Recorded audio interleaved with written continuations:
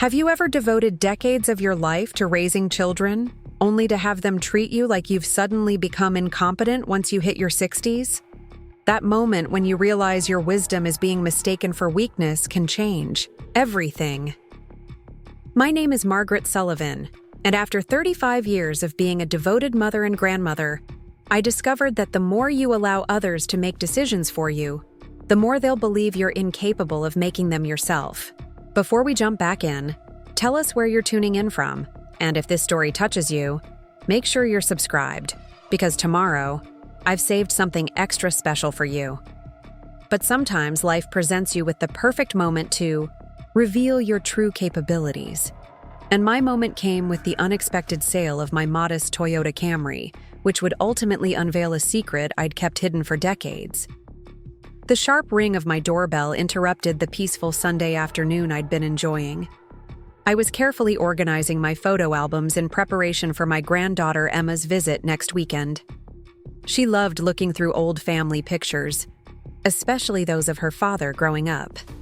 I smiled at a photo of Thomas at 8 years old, covered in mud after a baseball game, his toothless grin radiating pure joy. "Mom, are you home?" Thomas's voice carried through the door, that particular tone of forced cheerfulness that, over the years, I had learned meant he wanted something. At 52, my son still couldn't hide his intentions from me. "Coming, dear," I called, placing the album aside and making my way to the door. My modest ranch-style home in Meadowbrook wasn't large, but at 67, I sometimes felt the distance between rooms growing longer. Thomas stood on my porch with his wife, Patricia, both wearing expressions of rehearsed concern. Behind them, I noticed a shiny new Honda CR-V parked in my driveway. "Surprise!" Thomas announced, gesturing toward the vehicle with the flourish of a game show host. "Your transportation worries are over." "My what?" I asked, genuinely confused, as I invited them inside. The September air had a crisp chill that reminded me autumn was approaching. "Mom, we've been worried sick about you driving that old Camry," Thomas began, settling onto my sofa, while Patricia nodded in solemn agreement. "It's 15 years old, the safety features are outdated, and frankly, we've noticed you struggling with it lately." I raised an eyebrow. "Struggling? I just had it serviced last month. The mechanic said it was in excellent condition for its age." Patricia leaned forward, her voice dropping to that special tone reserved for children and the elderly. "Margaret, be honest, don't you find the steering heavy sometimes? And last month when we went shopping, you had trouble with the backup camera." "It wasn't working that day," I replied. "These things happen with technology." Thomas exchanged a knowing glance with Patricia, the kind that made my spine stiffen. "Well, it doesn't matter now. We've solved the problem. We sold the Camry to my colleague Brad. He'll use it for his teenage son, and we've bought you this perfect crossover SUV. Higher seating position, better visibility, all the latest safety features." I felt my chest tighten. "You sold my car? Without asking me?" "We wanted it to be a surprise," Patricia interjected, misreading my stunned silence as gratitude. "And, honestly, Margaret, it was becoming a safety issue. Thomas and I discussed it, and we feel this is much better suited for someone your age." Someone my age. The phrase landed like a small stone in my stomach. When exactly had I transitioned in their eyes from capable mother to doddering old woman? The new car has emergency braking, lane assist, blind spot monitoring, everything. "To keep you safe," Thomas continued enthusiastically. "And the best part? It can connect to our phones so we can check where you are if we're worried." "You can track me?" I asked, my voice sharper than intended. Thomas looked momentarily taken, aback. "Mom, it's for safety. What if something happened to you on one of your drives to the grocery store or book club? This way, we'd know immediately." I took a slow breath, collecting my thoughts. This wasn't the first time Thomas and my daughter Melissa had made decisions for me without consultation. It had started small after Robert, my husband of 40 years, passed away 5 years ago. Suggestions about my diet, concern about my household maintenance, offers to manage my finances. Each seemingly well-intentioned gesture had gradually chipped away at my independence. "I appreciate the thought," I said carefully. "But I wish you had discussed this with me first. That car was mine. I paid for it. I maintained it. And we got you an excellent trade-in value," Thomas said proudly. "Almost $4,000. We've put it in your savings account already." $4,000. For a car that had been paid off for a decade. I thought about explaining that the Camry, while old, was worth considerably more in the current used car market, but I knew that wasn't the real issue. "The papers need your signature," Patricia said, pulling a folder from her oversized purse. "The dealer let us take the car today as a courtesy, but we need to finalize everything tomorrow." I accepted the folder without opening it. "I'll look these over." "Mom, there's nothing to look over. We've handled everything." Thomas's voice had that edge of impatience he developed whenever I didn't immediately acquiesce to his plans. "All you need to do is sign and enjoy your new, safer car." I smiled thinly.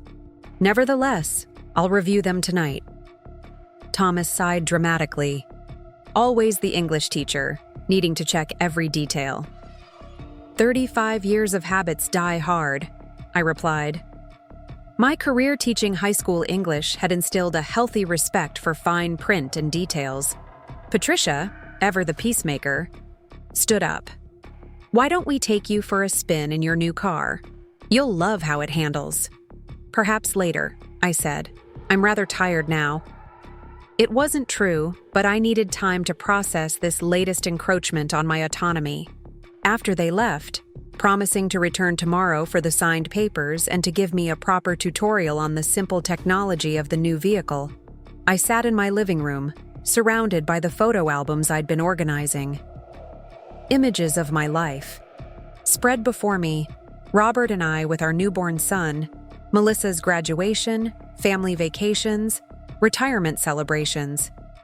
And in none of these carefully preserved memories had I ever been helpless or incapable. I reached for my phone and dialed, a number I rarely used. "Melissa? It's Mom.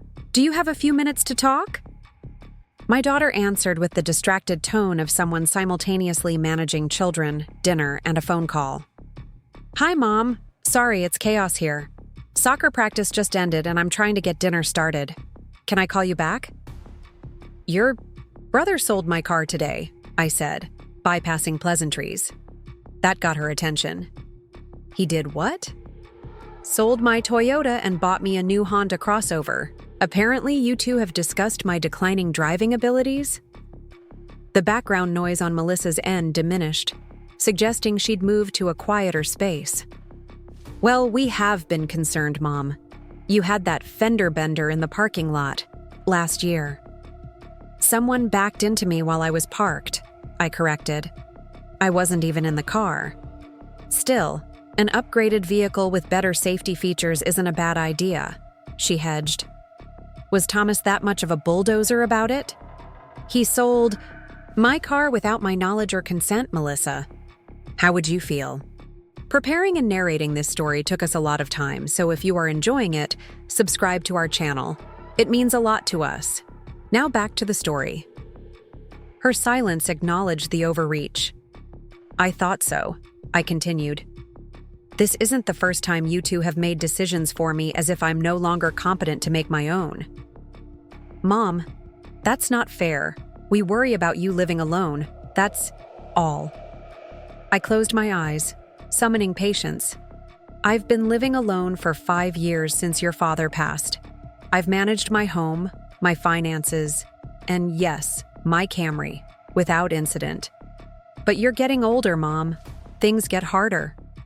At 67, I was hardly ancient, but I recognized the genuine concern beneath her words. It wasn't malicious, just misguided. "I appreciate that you care," I said finally.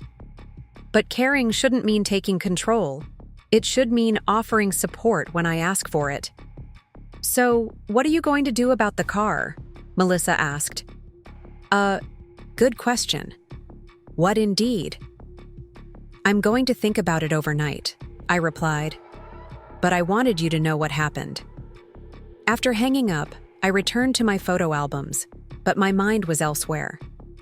The car situation had forced me to confront a reality I'd been avoiding. My children saw me as aging, vulnerable, and increasingly incapable, a perception I had perhaps inadvertently encouraged. Following Robert's death, I'd retreated somewhat. The shock of losing him after his brief illness had left me temporarily adrift.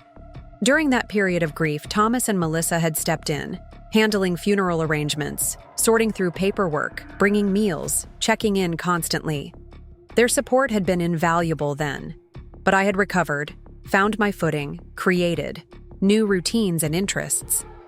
They, however, seemed stuck in caretaker mode, increasingly viewing my independence as risky rather than healthy. I closed the photo album and walked to my bedroom, unlocking the small safe in my closet.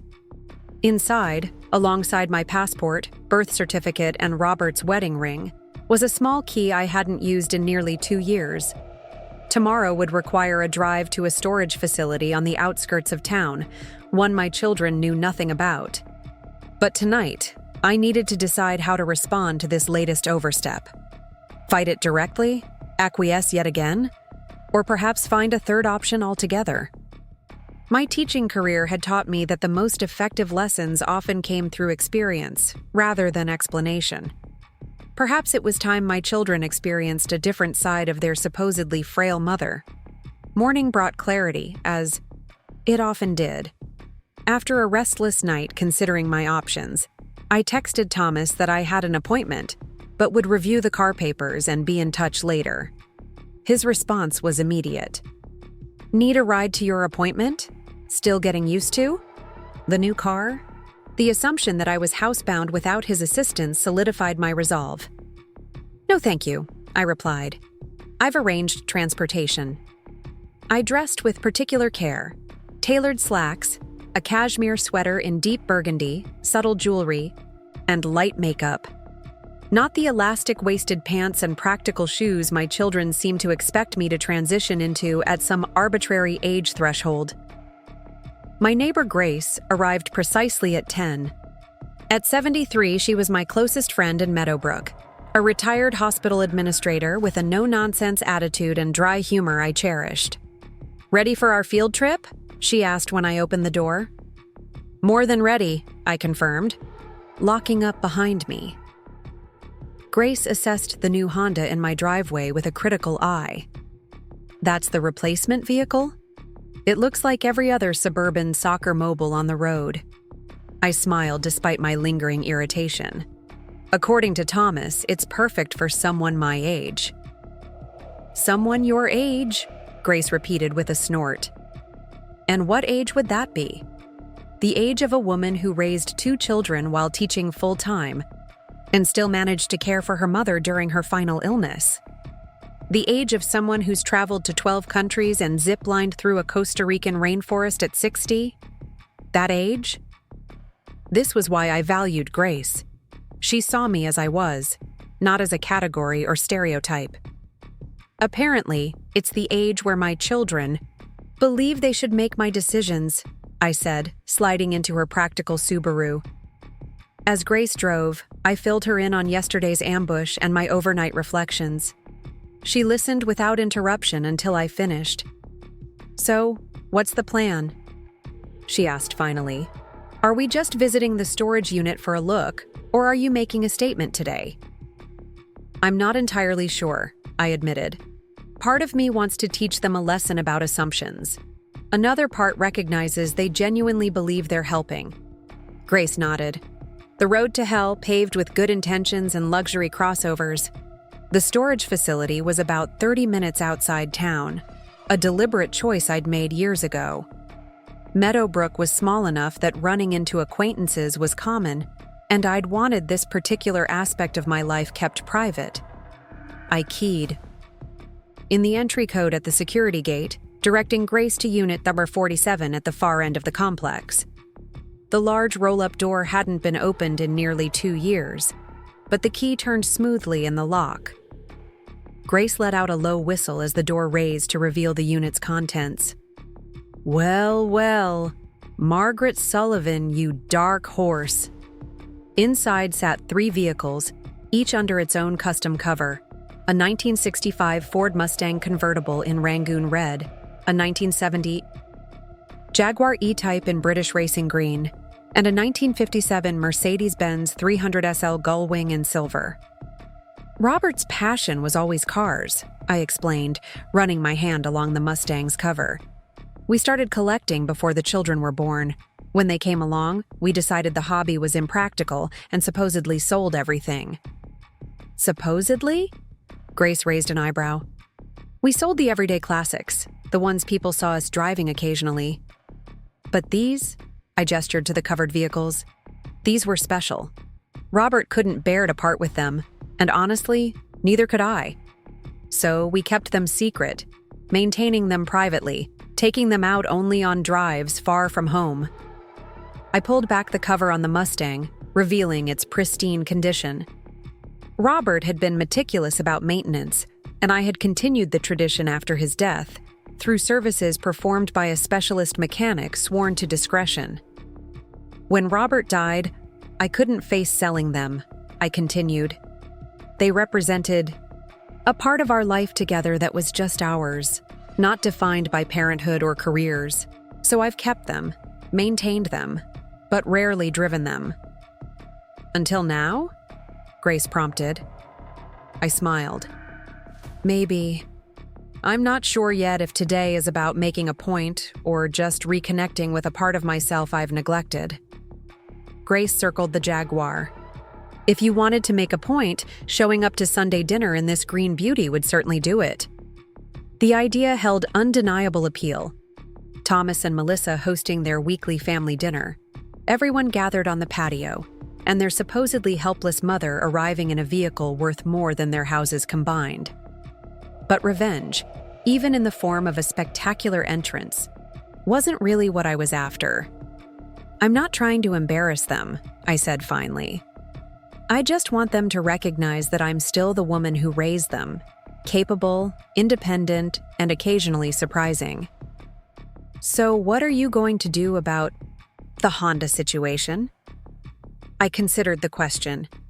First, I need to decide whether to keep these. I gestured to the classic cars. They've been sitting here, maintained but mostly unused for years. That seems wasteful. And if you don't keep them? Then I sell them properly for their actual value. These aren't just old cars, Grace. They're investments. The Mercedes alone is worth over $1 million in this condition. Grace's eyes widened. $1 million? And your kids have no idea? Robert and I were always careful with money, but not flashy about it. We put the children through college, helped with down payments on their first homes, set up education funds for the grandchildren. They know we were comfortable, but not that we had resources beyond that. Why the secrecy? Grace asked. It was a fair question, one I'd asked myself often over the years. It started as privacy. We didn't want to be known as the family, with expensive cars in a modest community. Then it became something just for us, separate from our identity as parents. And perhaps, I admitted, there was also some concern about how it might affect the children's development if they grew up with that kind of obvious wealth. I ran my hand along the Mustang's flawless hood. After Robert died, keeping the cars, secret became a habit. I told myself I was waiting for the right time to tell them, but truthfully, I enjoyed having something that was just mine, not subject to their increasing oversight. Grace nodded in understanding. And now, what's your next move? I glanced at my watch. Now, I think I'd like to feel the road beneath me again. Would you mind following me back to town? I can drop you at home afterward. Follow you in what? Grace asked with a smile. In answer, I pulled the cover completely off the Mustang and opened the driver's side door. The leather seat welcomed me like an old friend, and when I turned the key, The engine roared to life with a sound that transported me back decades. The parking brake on the others still needs to be checked before driving, I explained. But this one's ready to go. Grace laughed delightedly. Margaret Sullivan, revving a classic Mustang in a storage unit. If your kids could see you now, maybe they will, I said, feeling a sense of liberation I hadn't experienced in years.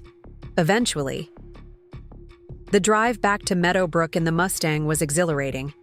The convertible top down, wind in my hair, the powerful engine responding to my every command. I felt awake in a way I hadn't since Robert's death. Not just alive, but vibrant, present. I followed Grace back to her house, where she parked her Subaru and rejoined me in the Mustang's passenger seat. "Where to now?" she asked.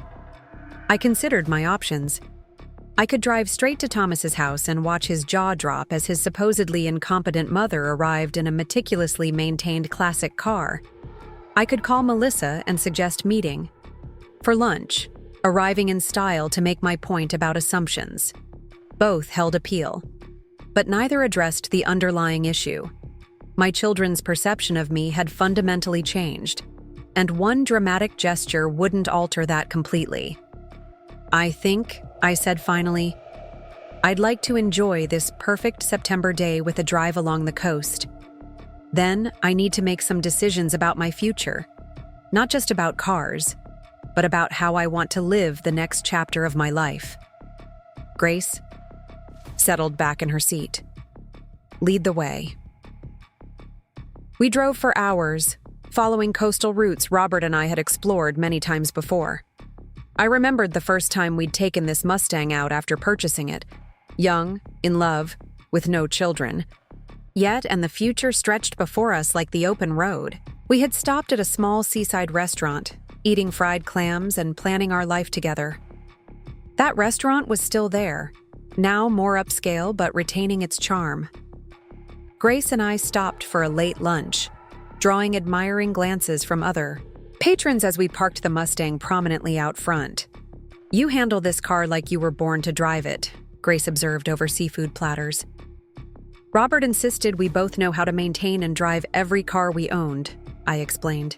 He said shared passions should be truly shared, not just one person indulging the other. "Smart man," Grace nodded.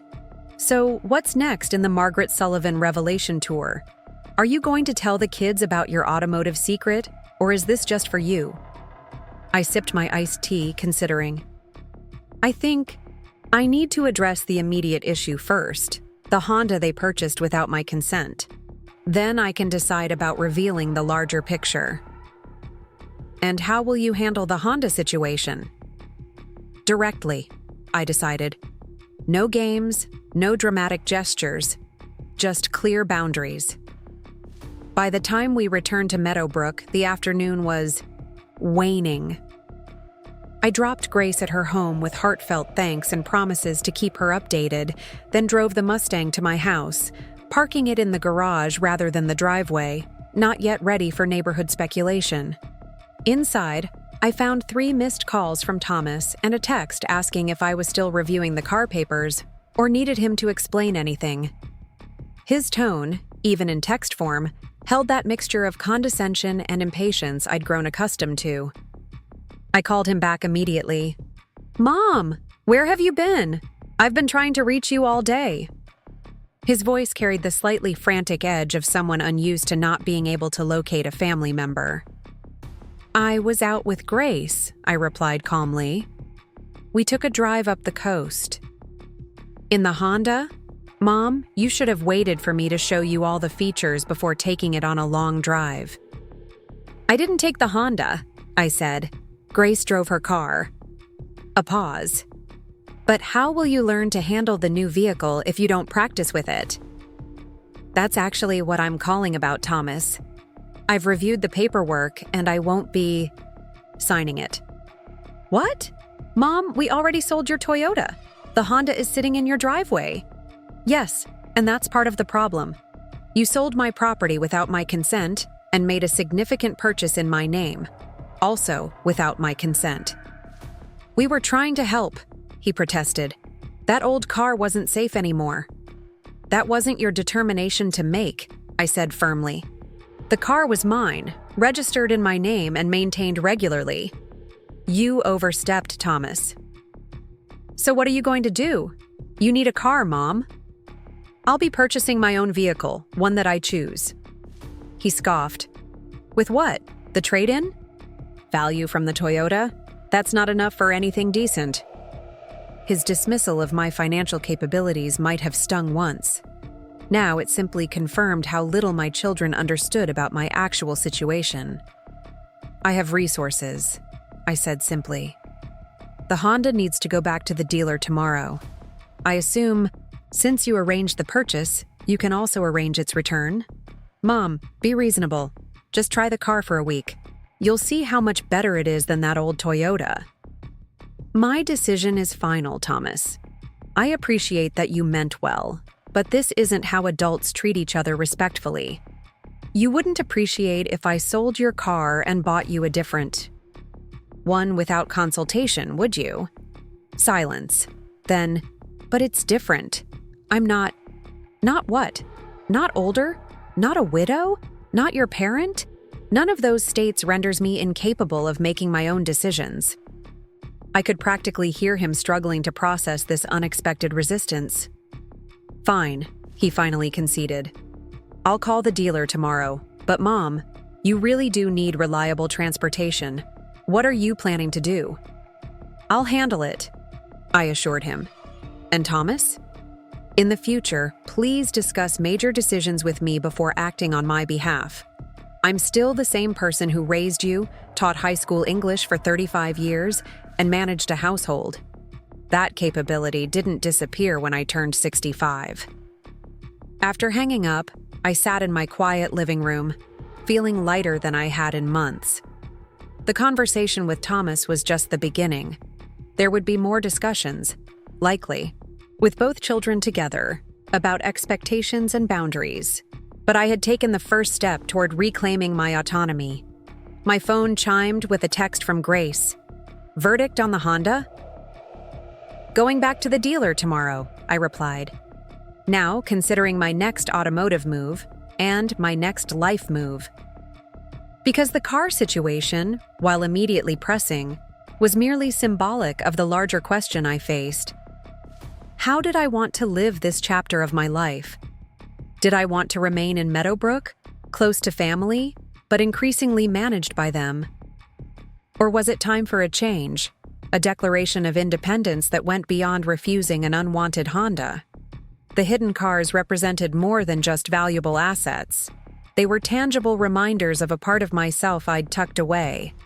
The woman who took risks, made bold choices, and lived with passion. Somewhere along the way, particularly after Robert's death, I had allowed myself to be redefined primarily as an aging mother and grandmother. My other dimensions gradually obscured.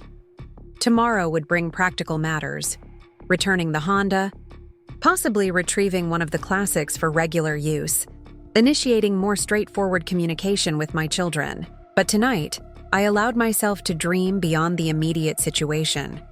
Perhaps it was time to sell the modest ranch house that my children associated with their increasingly dependent mother. Time to liquidate some of those carefully maintained automotive assets and create a new life that reflected the woman I still was, not the diminished version my children perceived. I opened my laptop and began researching.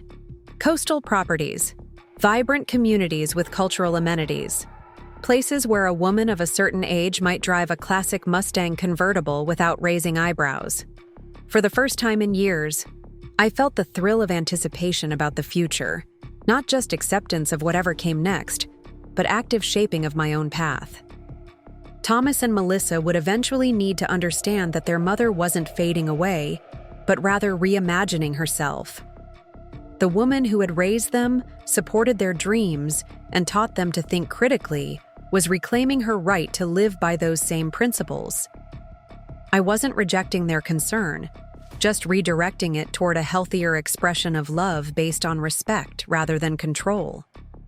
Tomorrow would bring its challenges, but tonight, I savored the sensation of being fully present in my own story. Again. Not as a supporting character in my children's narratives, but as the protagonist of my continuing journey. The cars hidden away for years were more than valuable possessions. They were reminders of possibilities still waiting to be explored. And I was finally ready to take the driver's seat again. The morning brought unexpected rain, droplets streaming down my kitchen window as I prepared coffee in what had become my favorite mug, a handmade pottery piece my granddaughter Emma had crafted in her art class last year. It's slightly lopsided. Handle and vibrant blue glaze never failed to make me smile. I had slept surprisingly well, despite the confrontation with Thomas and the decisions that lay ahead. There's something clarifying about finally standing your ground after years of gradual capitulation. My phone chimed with a text message as I poured my coffee. Melissa, not Thomas. Mom, just talked to Thomas. Can we meet for lunch today? Just us. Interesting. Thomas had obviously updated his sister about our conversation, and now they were recalibrating their approach. In the past, I might have immediately rearranged my schedule to accommodate them, grateful for the attention and eager to smooth any ruffled feathers. Today, I checked my own calendar first. I have a hair appointment at noon, I replied truthfully. Could do 1:30 at Bluebird Cafe. I had chosen the venue deliberately, a small, locally owned place rather than the chain restaurants Melissa typically preferred, and one where I was known as a regular with opinions and preferences of my own. Perfect. See you then, came her prompt reply. I finished my coffee, then headed to the garage where the Mustang waited, its glossy red paint seeming to glow even in the dim light. I ran my hand along its flawless fender, remembering long drives with Robert, the picnics we'd packed in the trunk, the secluded beaches we'd discovered together. This car held more than monetary value. It contained irreplaceable memories. But practical matters needed attention first. I backed the Mustang deeper into the garage, ensuring it wouldn't be visible if anyone happened to glance inside when I opened the door, then called the dealer that had sold Thomas the unwanted Honda. The sales manager was predictably resistant when I explained the situation. Mrs. Sullivan, your son assured us this purchase had your full approval. The paperwork is already being processed. Without my signature? I asked mildly. A pause. Well, no, but he indicated you would be signing today. And yet, I won't be. The car was purchased without my consent, using a trade-in that wasn't authorized. I understand this creates complications for you, but that's between you and my son, who misrepresented my involvement. After several minutes of back and forth, the manager grudgingly agreed to speak with Thomas directly to arrange the return. One hurdle cleared, at least temporarily. My next call was to Frank Petrocelli, the specialist mechanic who had maintained our collection since before Robert's death. His shop was nearly an hour away, another intentional choice to ensure discretion. Mrs. Sullivan, it's been too long. Everything all right with the beauties? Frank's booming voice carried the unmistakable sounds of his busy shop in the background. Actually, I drove the Mustang yesterday, I told him. No kidding. After what, 2 years? How'd she run for you? Like a dream, Frank, but I'm considering bringing the others back into regular rotation as well. Could you check them over? Make sure they're road ready? His enthusiasm was immediate and genuine. Absolutely. Robert would be thrilled to hear they'll be driven properly again. Those machines weren't built to sit idle, you know. When would you like me to take a look? We arranged for him to meet me at the storage unit the following day. Another piece, falling into place. My hair appointment provided a welcome interlude of normalcy. Mary, my stylist of 15 years, chattering about her daughter's college applications while transforming my silver bob into something with more shape and movement than I'd worn in years. Going for a little more style today, Margaret? She observed, deftly working with her scissors. I think it's time, I replied simply. She met my eyes in the mirror. It suits you. You've got the bone structure for it. Never understood why you insisted on such a plain cut before. I had never articulated it clearly, even to myself, but something in Mary's comment crystallized a realization.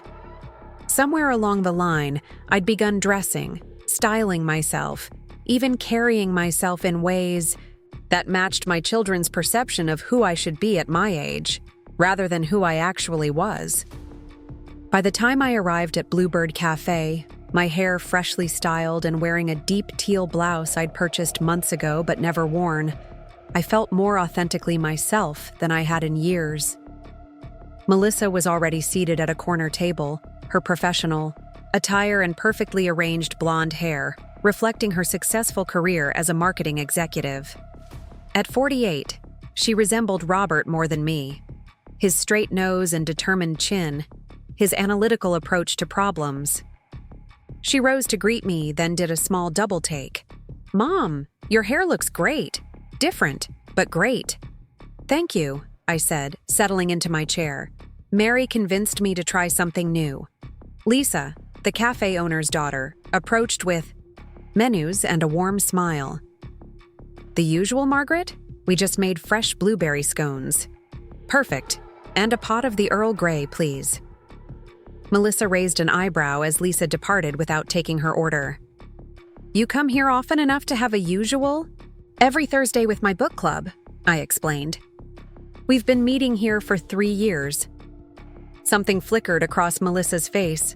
Surprise, perhaps, at this evidence of a social routine she knew nothing about.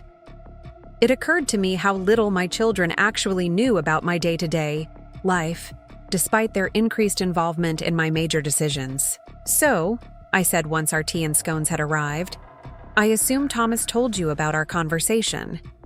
Melissa stirred honey into her tea carefully. "He did. He said you're refusing the Honda." "That's correct." "Mom, I know Thomas can be heavy-handed, but he meant well. That Toyota was ancient." "It was 15 years old, well-maintained and perfectly functional," I corrected. "But the issue isn't the car's age. It's that my property was sold without my knowledge or consent." Melissa sighed. "He should have discussed it with you first. I told him that." "Thank you. I appreciate that acknowledgement." She leaned forward. "But Mom, you do need reliable transportation. What are you planning to do now?" "I'm going to purchase a vehicle of my own choosing," I said, sipping my tea. "With what budget? The Toyota's trade-in value won't get you much?" There it was again.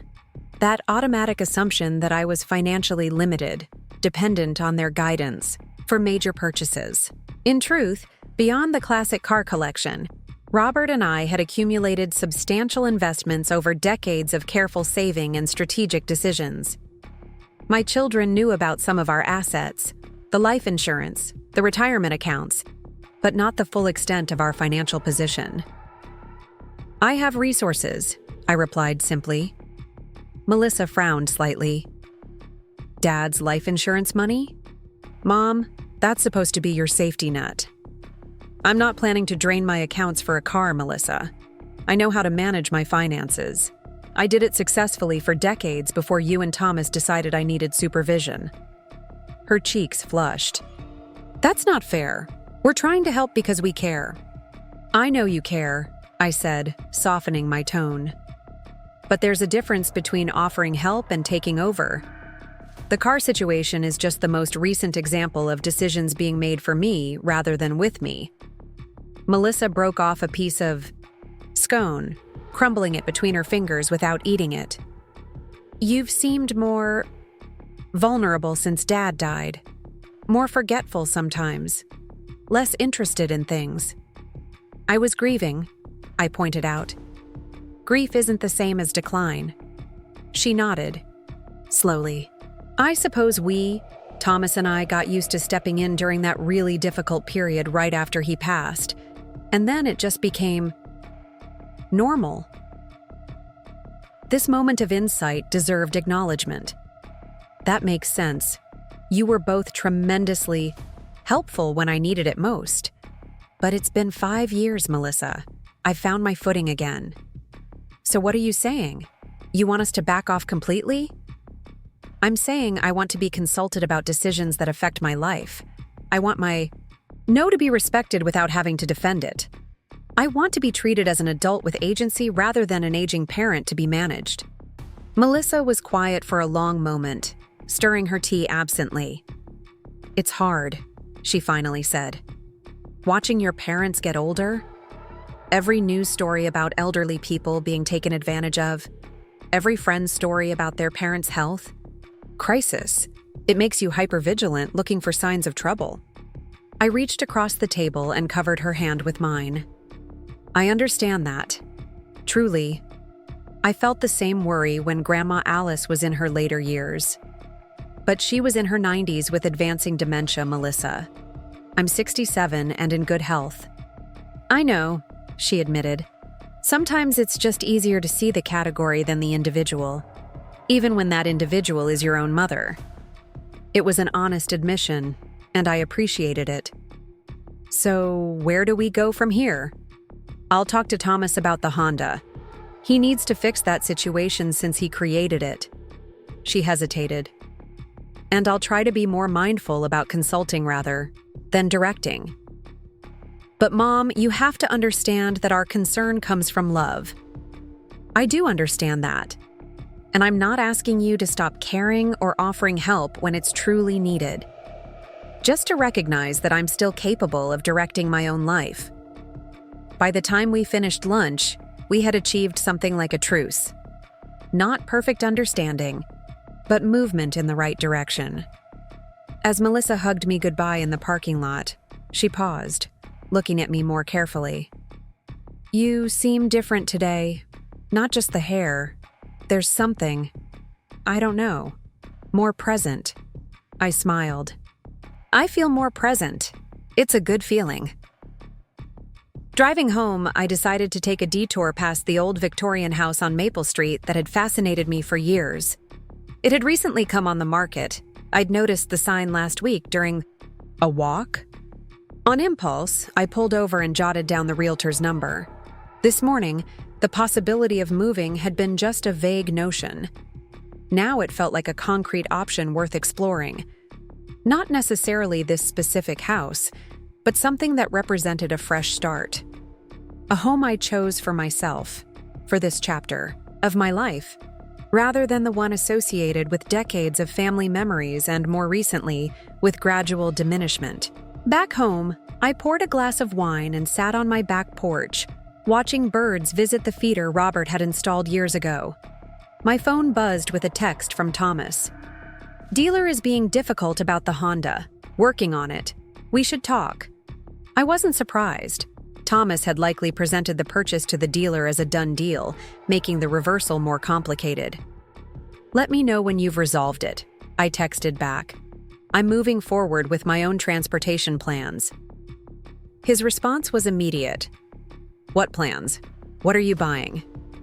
The old Margaret might have detailed her thinking, seeking approval, allowing him to redirect her choices. Today, I simply replied, "I'll let you know once it's finalized." Setting. My phone aside, I opened my laptop and began researching. Not just local real estate, but broader options. Coastal communities where a woman might start fresh in her late 60s. Places with cultural amenities, walkable neighborhoods, and importantly, communities of active, engaged older adults creating vibrant third chapters. By evening, I had compiled a list of possibilities that made my heart beat faster with anticipation. Oceanside towns in Maine, arts-focused communities in North Carolina, small cities in the Pacific Northwest with their mix of natural beauty and cultural richness. None were final decisions, just possibilities to explore as I clarified what I truly wanted for myself going forward. The following morning, I drove to the storage facility to meet Frank. The rain had cleared, leaving behind that particular crystalline quality to the light that happens after storms. Frank arrived in his service truck precisely on time, his weathered face breaking into a broad smile when he saw the Mustang parked outside my unit. "There she is, looking gorgeous as ever," he greeted me, his appreciation for the car's condition evident. "Robert would be proud of how you've maintained her." Mostly thanks to your meticulous service visits, I pointed out. Frank had come to the storage unit quarterly for the past 5 years, checking fluids, testing batteries, ensuring the climate control system was functioning optimally, and taking each vehicle for brief runs on quiet back roads to keep everything in working order. The arrangement had been expensive but necessary to preserve the car's value, both monetary and sentimental. Inside the unit, Frank conducted thorough inspections of the Jaguar and Mercedes, checking every system with practiced efficiency. The E-Type needs a new fuel pump before regular driving, he reported, wiping his hands on a shop rag. And the Mercedes could use a full fluid change, but fundamentally, they're both in excellent condition. Testament to quality engineering and proper storage. How long would the repairs take? I asked. For the Jag, I'd want it in the shop for 2 days. The Mercedes just needs a morning of service. I could take them both back with me today if you'd like. It was time for decisions. Let's start with the Mustang and the Mercedes. I'll keep the Mustang here with me, and you can service the Mercedes. Frank nodded approvingly. Planning to enjoy them properly again. Yes, I said, surprising myself with the firmness of my answer. Life's too short to keep beautiful things hidden away.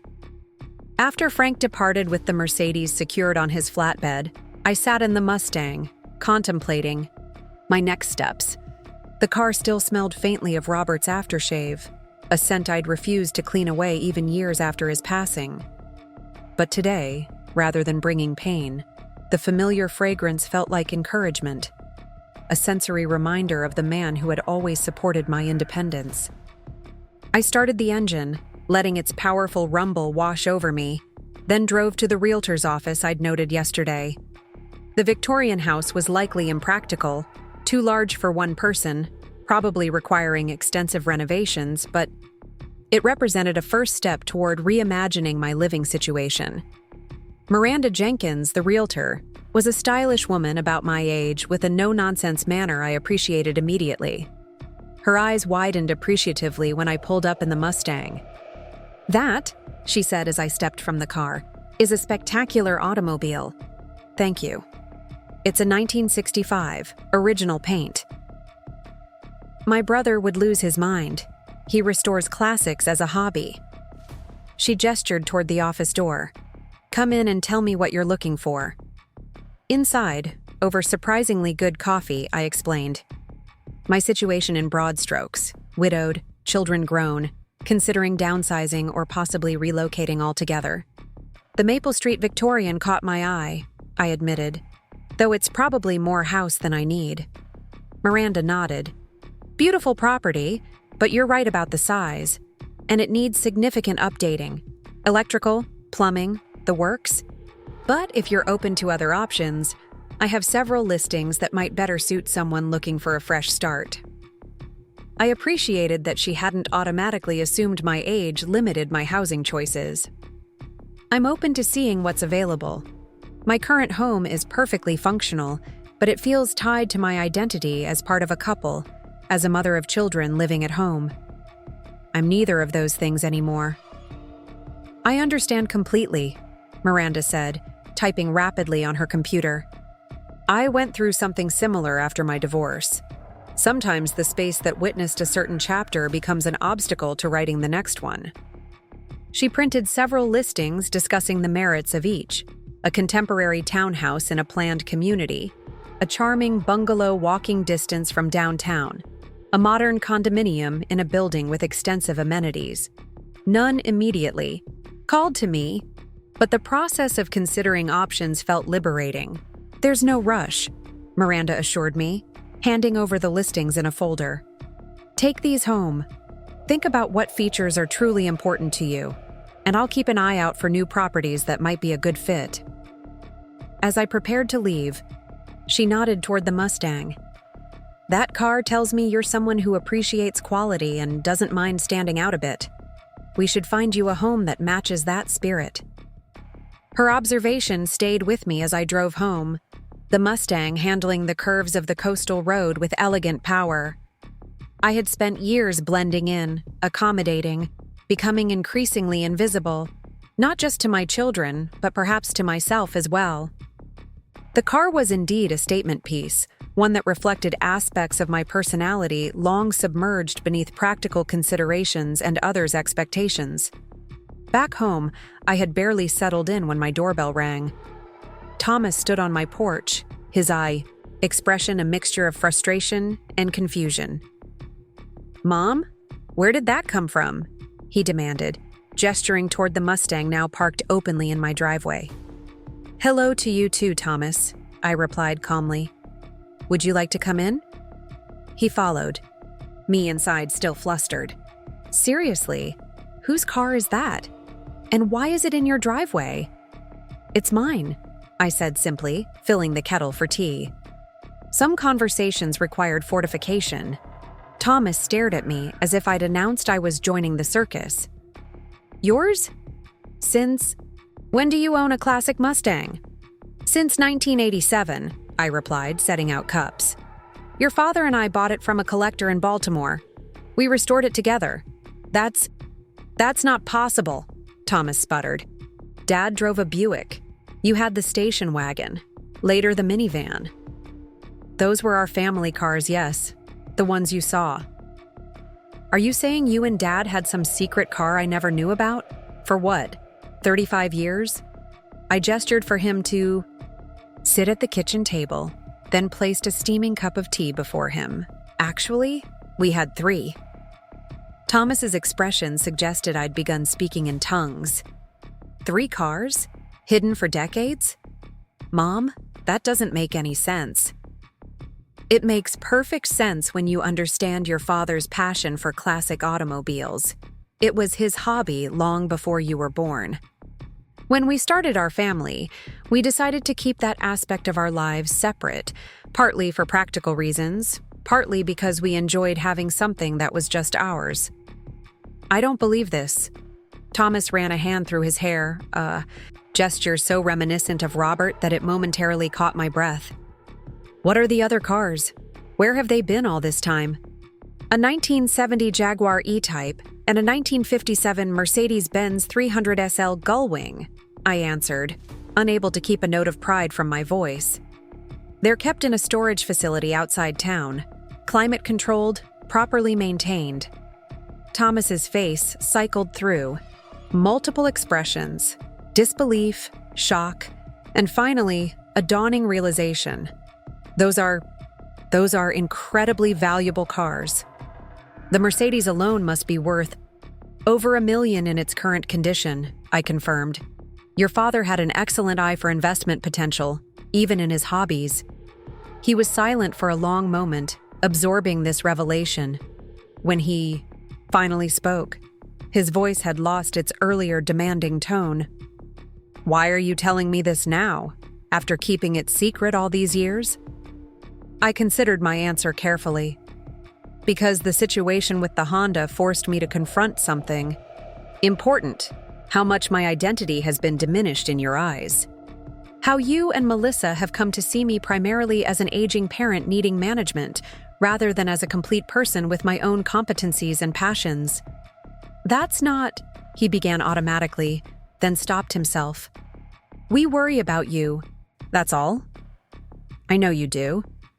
But worry has transformed into control. Selling my car without permission was simply the clearest example of a pattern that's been developing since your father died."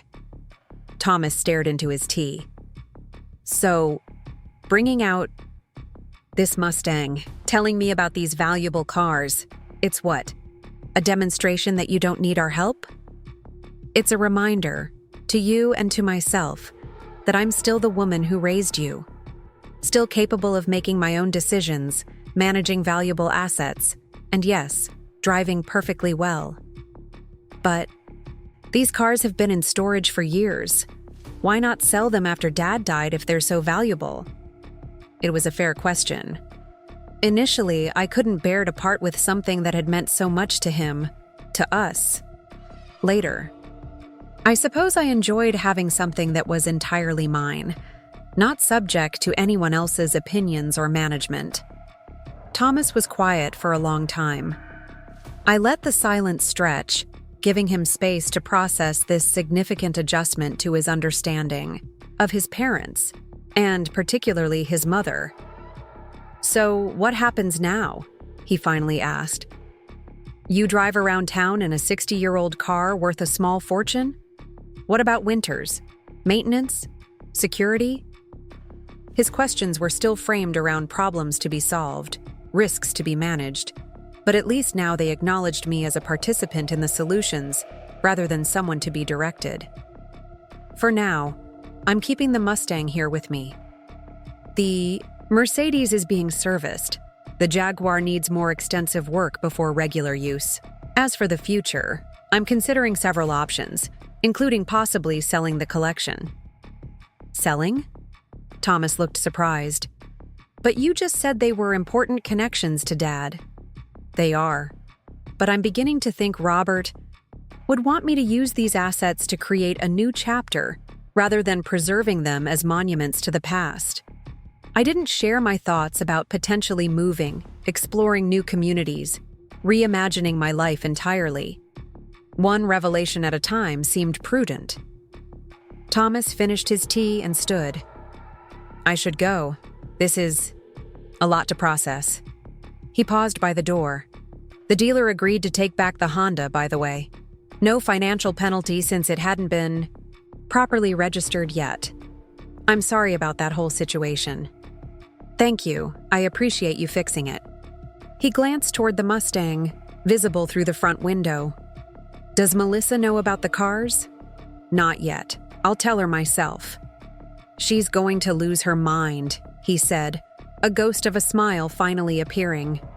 Her practical, sensible mother with a secret collection of luxury sports cars. After Thomas left, I sat in my living room, emotionally drained but oddly peaceful. The revelation of the cars was a first step, concrete evidence that contradicted their carefully constructed narrative of their mother as increasingly dependent and incapable. I picked up the real estate listings Miranda had given me, studying them with fresh interest. None felt exactly right, but the process of looking, of imagining new possibilities, was invigorating. My phone chimed with a text from Grace. "How did it go with Thomas?" "Better than expected," I replied. "His worldview has been significantly disrupted, but in a necessary way." "Good," came her immediate response. "Next step?" I glanced out the window at the Mustang, its deep red paint glowing in the afternoon sun. "Continuing to disrupt expectations," I texted back. Mine and everyone else's. That evening, I called Frank for an update on the Mercedes. The service was proceeding well, he reported, with the car ready for pickup in 2 days. As we discussed specifics, another call came through. "Melissa." I asked Frank to hold briefly. "Mom?" Melissa's voice held a strange mix of emotions. "Thomas just told me about Dad's car collection. Cars you apparently knew about all along. Is this some kind of joke?" "No joke," I assured her. "I need to finish a call with the mechanic who's servicing the Mercedes. Can I call you back in 15 minutes? "The mechanic who's..." "Mom, what is going on?" "I'll explain everything soon. 15 minutes. I returned to my conversation with Frank, confirming arrangements for the Mercedes and discussing options for the Jaguar's more extensive needs. By the time I called Melissa back, I had a clear plan for the vehicles, at least in the short term. Melissa answered immediately. "Okay, I'm sitting down. Thomas says you and Dad secretly owned 3 classic cars worth millions that none of us knew about. That you kept them hidden for decades. And now you're suddenly driving one around town. Have I got that right?" "That's an accurate summary, yes. Mom." Her voice carried decades of exasperation. "People don't just hide valuable possessions from their families for no reason. Were you and Dad in some kind of trouble? Tax problems? Debt?" The suggestion would have been laughable if it weren't so revealing of how Melissa viewed me, incapable, of complex motivations beyond crisis management. Nothing so dramatic, I assured her. Your father loved classic cars long before we met. After we married, it became a shared passion. When you and Thomas came along, we decided to keep the collection separate from our family life. Partly for practical reasons, partly for privacy. Woo? Privacy from your own children? Adults are entitled to aspects of their lives that don't revolve around their identities as parents, Melissa. Your father and I had rich, complex lives both before you were born and alongside our role as, your parents. The line went quiet. I could almost hear her struggling to integrate this new information with her existing understanding of her predictable, conventional mother. So, why reveal this now? She finally asked. After keeping it secret for our entire lives? The situation with the Honda made me realize how much my identity had been reduced in your and Thomas's eyes. How you've come to see me primarily as an aging mother needing protection and guidance, rather than as a complete person with my own capabilities and passions. That's not fair, she protested, but with less conviction than I expected. Perhaps, not entirely, I conceded. But selling my car without my knowledge or consent wasn't fair either. Nor were many of the smaller decisions that have been made for me rather than with me over the past few years. We were trying to help, she said quietly. I know you were, but help offered without respect for autonomy becomes something else, entirely. Melissa was silent for several beats. I'm still trying to process that my school teacher mother has been secretly co-owning million-dollar cars for decades. It feels like finding out you led a double life. Not a double life, I corrected gently. Just a complete one, with dimensions you weren't aware of. Does this mean you're keeping the Mustang as your regular car now? For the time being, yes. And I'll be bringing the Mercedes home soon as well. Mom, those cars are worth a fortune. Aren't you worried about theft, accidents, maintenance costs? Her questions mirrored Thomas's earlier concerns, still focused on problems and risks, but at least acknowledging me as a participant in managing them rather than someone to be directed. Those are all valid considerations, I acknowledged. I've managed them successfully for decades, and I'll continue to do so now. The cars are fully insured, properly maintained, and I'm a competent driver. I just can't believe you and Dad kept this secret all these years, she said, still sounding dazed. What else don't we know about you two? It was an innocent question, but it struck at something profound. How little my children actually knew about me as a complete person, beyond my role as their mother. Perhaps that's something we can explore together going forward, I suggested.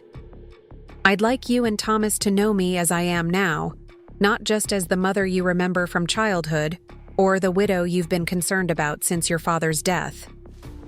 After we hung up, I sat on my back porch watching the sunset paint the sky in shades of pink and gold. The conversations with my children had gone better than I might have feared. More shock than anger, more confusion than resistance. The revelation of the cars had served its purpose, disrupting their comfortable narrative about who I was and what I was capable of. But this was just the beginning. The cars were physical symbols of a larger truth, that I was ready to reclaim my full identity, to shape my remaining years with intention and agency, rather than allowing myself to be defined primarily by others, perceptions and needs. Tomorrow, I would pick up the Mercedes from Frank's shop. The day after, I had an appointment with Miranda to view 2 properties she thought might interest me. Small steps toward a larger reinvention. As darkness settled over my garden, I thought about the road ahead, not just literal highways to explore in my rediscovered vehicles, but the metaphorical journey of redefinition. For decades, I had been Margaret Sullivan, wife, mother, teacher, widow. Now it was time to discover who else I might become, what passions I might reclaim or discover anew, what adventures still awaited in this next chapter. The stars emerged, in the night sky, distant and brilliant. I remembered an evening long ago, sitting with Robert and the Mustang on a hillside overlooking the city, planning our future together. "Life should always contain an element of surprise," he had said, pulling me close. "Even when, especially when, others think they have you figured out." I smiled at the memory. Robert would have appreciated the disruption I'd created by finally revealing our long-kept secret. And he would have encouraged whatever came next. Margaret Sullivan was surprising herself, and everyone else, and finding unexpected joy in the process. Driving the Mercedes home from Frank's shop felt like reuniting with an old friend. The silver 300 SL Gullwing gleamed in the sunlight, its distinctive doors raised as I slid into the leather driver's seat. Frank had meticulously detailed the interior after completing the service work, and the scent of fine leather and polish filled my senses. I lowered the Gullwing doors, always a theatrical experience, and turned the key. The engine responded with that distinctive purr that never failed to send a small thrill through me. "She's running perfectly," Frank said, leaning down to the window. "All fluids changed, systems checked, tires balanced. Good for regular driving now, though I'd still recommend bringing her in quarterly." "I will," I promised, running my fingers over the polished wood of the steering wheel. "And the Jaguar?" "Parts are ordered. Should have her ready in about 3 weeks, maybe sooner." As I drove through town, the Mercedes attracted attention in a way the Mustang hadn't. While classic Mustangs were beloved, they weren't particularly unusual. A 300 SL Gullwing, however, was a rare sight, particularly in a small coastal community like Meadowbrook. I noticed people slowing to stare, some taking photos with their phones as I waited at traffic lights. The attention might have made me uncomfortable in the past, but today it felt like an appropriate external reflection of my internal shift, from background player to central character in my own story. When I pulled into my driveway, the Mercedes joining the Mustang, my next-door neighbor Walter emerged from his garage with undisguised curiosity. "Margaret?" he called, approaching hesitantly as if uncertain it was really me behind the wheel. Walter had lived next door for 20 years, a retired accountant whose conversations typically revolved around weather patterns and lawn care strategies. "Hello, Walter," I greeted him, stepping out of the car. "Beautiful day, isn't it?" He barely glanced at the sky, his attention fixed on the Mercedes. Good Lord, is that a 300 SL? The Gullwing?" I nodded, somewhat surprised by his immediate recognition. "It is. 1957. Incredible," he breathed, circling the car with reverent steps, careful not to touch it. "I haven't seen one in person since a car show in '85. Mind if I ask?" "It was my husband's," I explained, which was true if incomplete. "I've decided it's time to enjoy it rather than keeping it in storage." Walter looked from the Mercedes to the Mustang, then back to me with new eyes. "Robert was a collector? I had no idea." "We both were," I corrected gently. "It was something we shared." The subtle shift in Walter's expression was fascinating, a recalibration of how he saw me, from the widow next door whose main interests seemed to be gardening and book club, to someone with unexpected dimensions and valuable assets. "If you ever want to talk cars," he offered. "I'm something of an enthusiast myself. Nothing like these beauties, but I've restored a few classics over the years."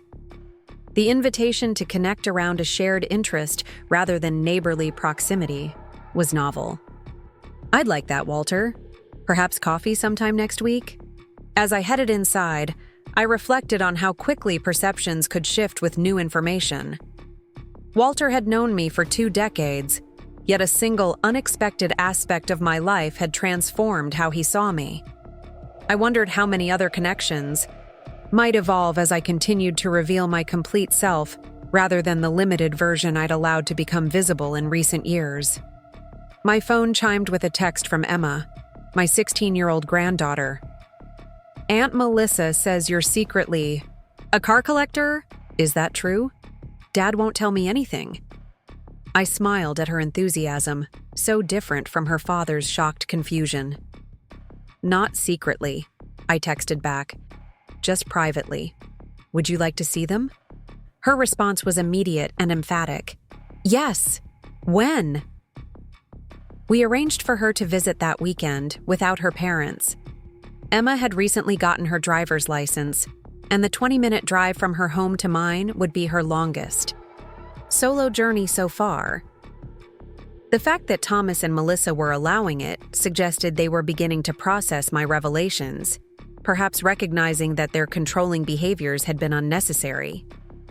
The prospect of sharing my passion for classic cars with Emma, who had shown no particular interest in automobiles previously, felt like building a bridge between generations, creating connection through unexpected common ground.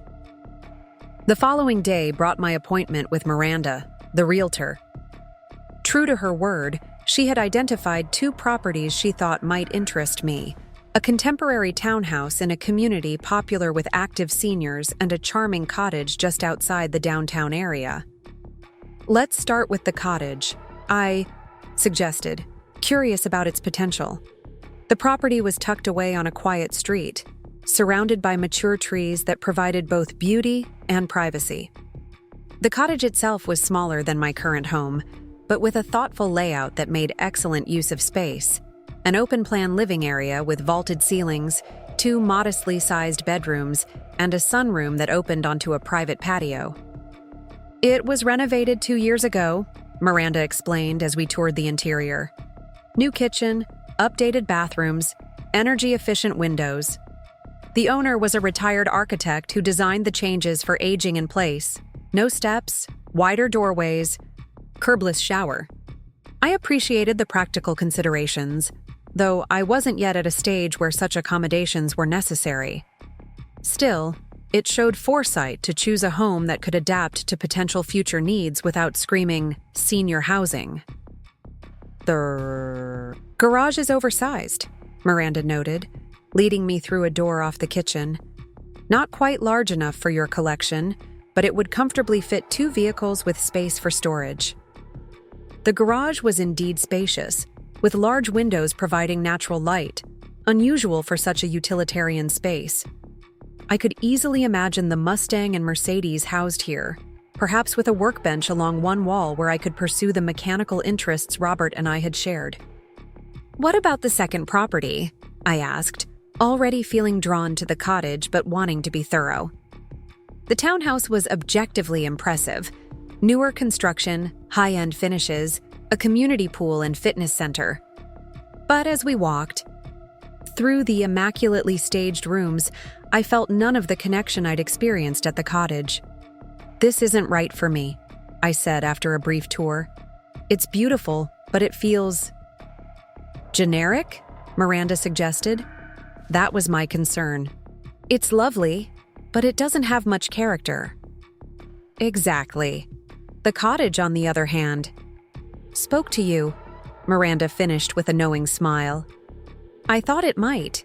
It has a certain quality that seemed to match what you're looking for, a fresh start with authentic character." Back in my car, I'd brought the Mustang today. I contemplated the cottage. Its price was well within my means, even without selling my current home first. The location offered both privacy and proximity to amenities. Most importantly, it felt like a place where I could write a new chapter rather than continuing to inhabit. Spaces shaped by past roles and relationships. "I'd like to make an offer on the cottage," I decided, surprising myself with the certainty I felt. Miranda's eyebrows rose slightly. "Today? Without bringing your family to see it?" "It's not their decision," I said simply. "I'm buying this for myself based on what I want for my life going forward." She nodded, any surprise quickly replaced by professional focus. "Let's draft an offer then. I think we can get them to accept slightly below asking given how long it's been on the market."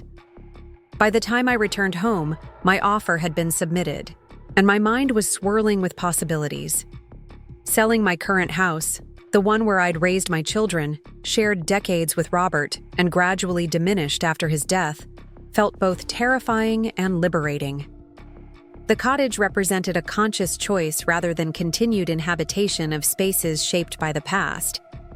Emma arrived Saturday morning in her mother's hand-me-down Honda Civic, practically vibrating with excitement as she bounded up my driveway. "Grandma!" she exclaimed, hugging me tightly. "Dad said you have a Mustang and a Mercedes. Is that them? They're gorgeous." Her enthusiasm was contagious. "Yes, these are two of them. There's also a Jaguar being repaired." "3 cars? Grandma, this is the coolest thing ever. Can we go for a drive, please?" I laughed, delighted by her reaction. "Of course. Which one would you like to try first?" "The Mercedes," she decided immediately. I've never seen doors like that before. I demonstrated how the gull-wing doors operated, enjoying Emma's wide-eyed wonder. At 16, she was at an age where expressing enthusiasm for anything family-related was typically considered uncool, but the cars had bypassed her teenage reserve entirely. "This is like something from a movie," she breathed, settling into the passenger seat and running her hands appreciatively over the leather dashboard. "I can't believe you've had these all this time and never told anyone." "Your grandfather, and I wanted something that was just ours," I explained as I started the engine. Once you become parents, so much of your identity gets subsumed by that role. These cars represented the parts of ourselves that existed outside of parenthood. Emma considered this thoughtfully. "So it wasn't about keeping secrets from Dad? And Aunt Melissa? It was about keeping something for yourselves?" "Exactly," I confirmed, touched by her insightful reframing. "It wasn't against them. It was for us." We drove along coastal roads, the Mercedes handling the curves with elegant precision. Emma peppered me with questions about the cars, about Robert's and my shared passion, about what else they might not know about me. "Grandpa taught you how to work on these yourself?" she asked incredulously when I mentioned our weekend restoration projects. "He believed if you own something, you should understand how it works," I explained, downshifting smoothly as we approached a curve. "I'm no professional mechanic, but I can handle basic maintenance and recognize when something needs expert attention." "That's so amazing," Emma said, her expression suggesting she was seeing me with entirely new eyes. "Mom and Dad always talk about you like you need protecting. I never understood why. You've always seemed so capable to me." Her observation warmed me. "People often confuse age with incapacity," I said, "or they mistake quietness for weakness."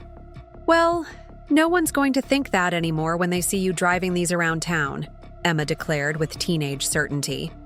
After returning home, we switched to the Mustang for another drive, stopping for lunch at a beachside cafe.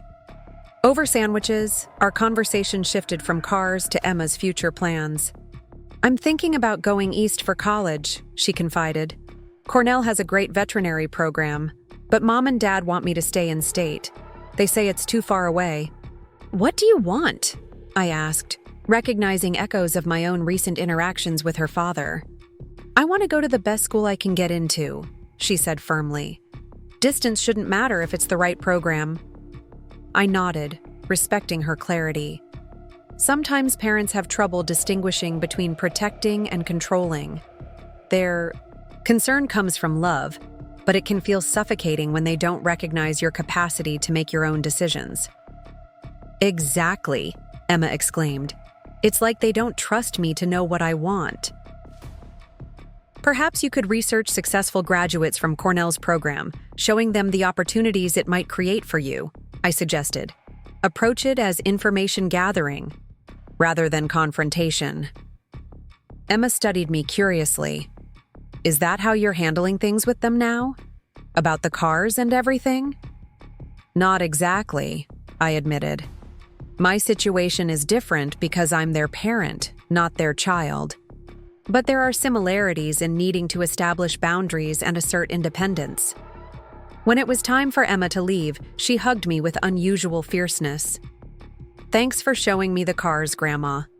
And for talking to me like an adult who can understand things." "You are an adult in progress," I told her, capable of far more than your parents sometimes recognize. After she departed, I received a text from Miranda. Offer accepted. Congratulations. Closing in 30 days. The news sent a ripple of excitement and trepidation through me. I was actually doing this, selling my family home, buying a new place, reshaping my life entirely. The decision felt momentous, yet completely right, a reclamation of agency after years of gradual surrender.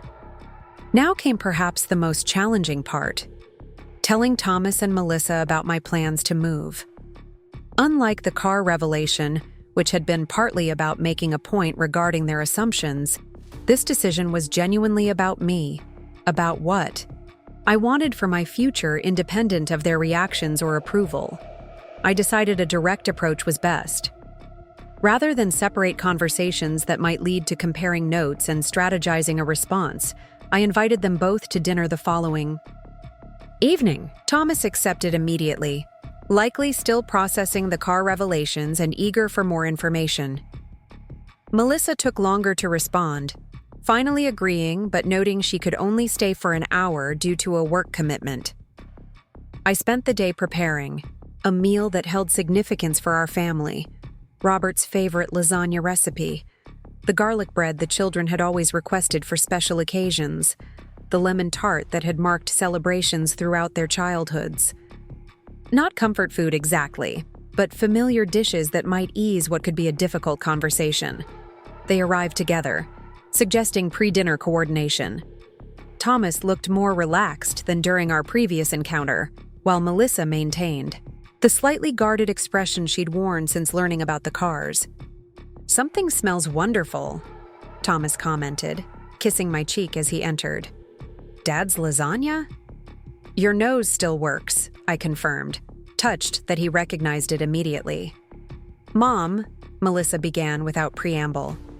"Emma hasn't stopped talking about those cars since she visited. She suddenly announced she wants to study automotive engineering instead of veterinary medicine." I laughed, unable to help myself. "I doubt a single afternoon will derail career plans she's had since she was 12. But if it sparked her interest in engineering more broadly, that seems positive." Melissa didn't appear convinced, but Thomas intervened before she could respond. "The lasagna needs rescuing," he announced, heading toward the kitchen where the timer had begun to chime. Dinner began pleasantly enough, with conversation focusing on neutral topics. Emma's approaching, college applications, Thomas's recent work project, local news. As I served the lemon tart, however, I knew it was time to address the reason I'd invited them. "I have some news to share," I began, meeting each of their gazes in turn. "I've made an offer on a new home, and it's been accepted. I'll be moving within the next 30 days.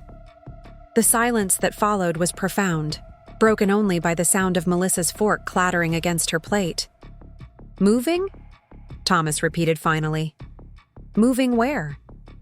"To a cottage near downtown. It's smaller than this house, but beautifully renovated with a lovely garden and an oversized garage for the cars." "You're selling our family home?" Melissa's voice held an edge of accusation. "Without discussing it with us at all?" "I'm selling my home," I corrected gently. "The place where I've lived for 30 years, where I raised you both, and where I've been alone since your father died. And yes, it's my decision to make." "But all our memories are here?" Thomas protested.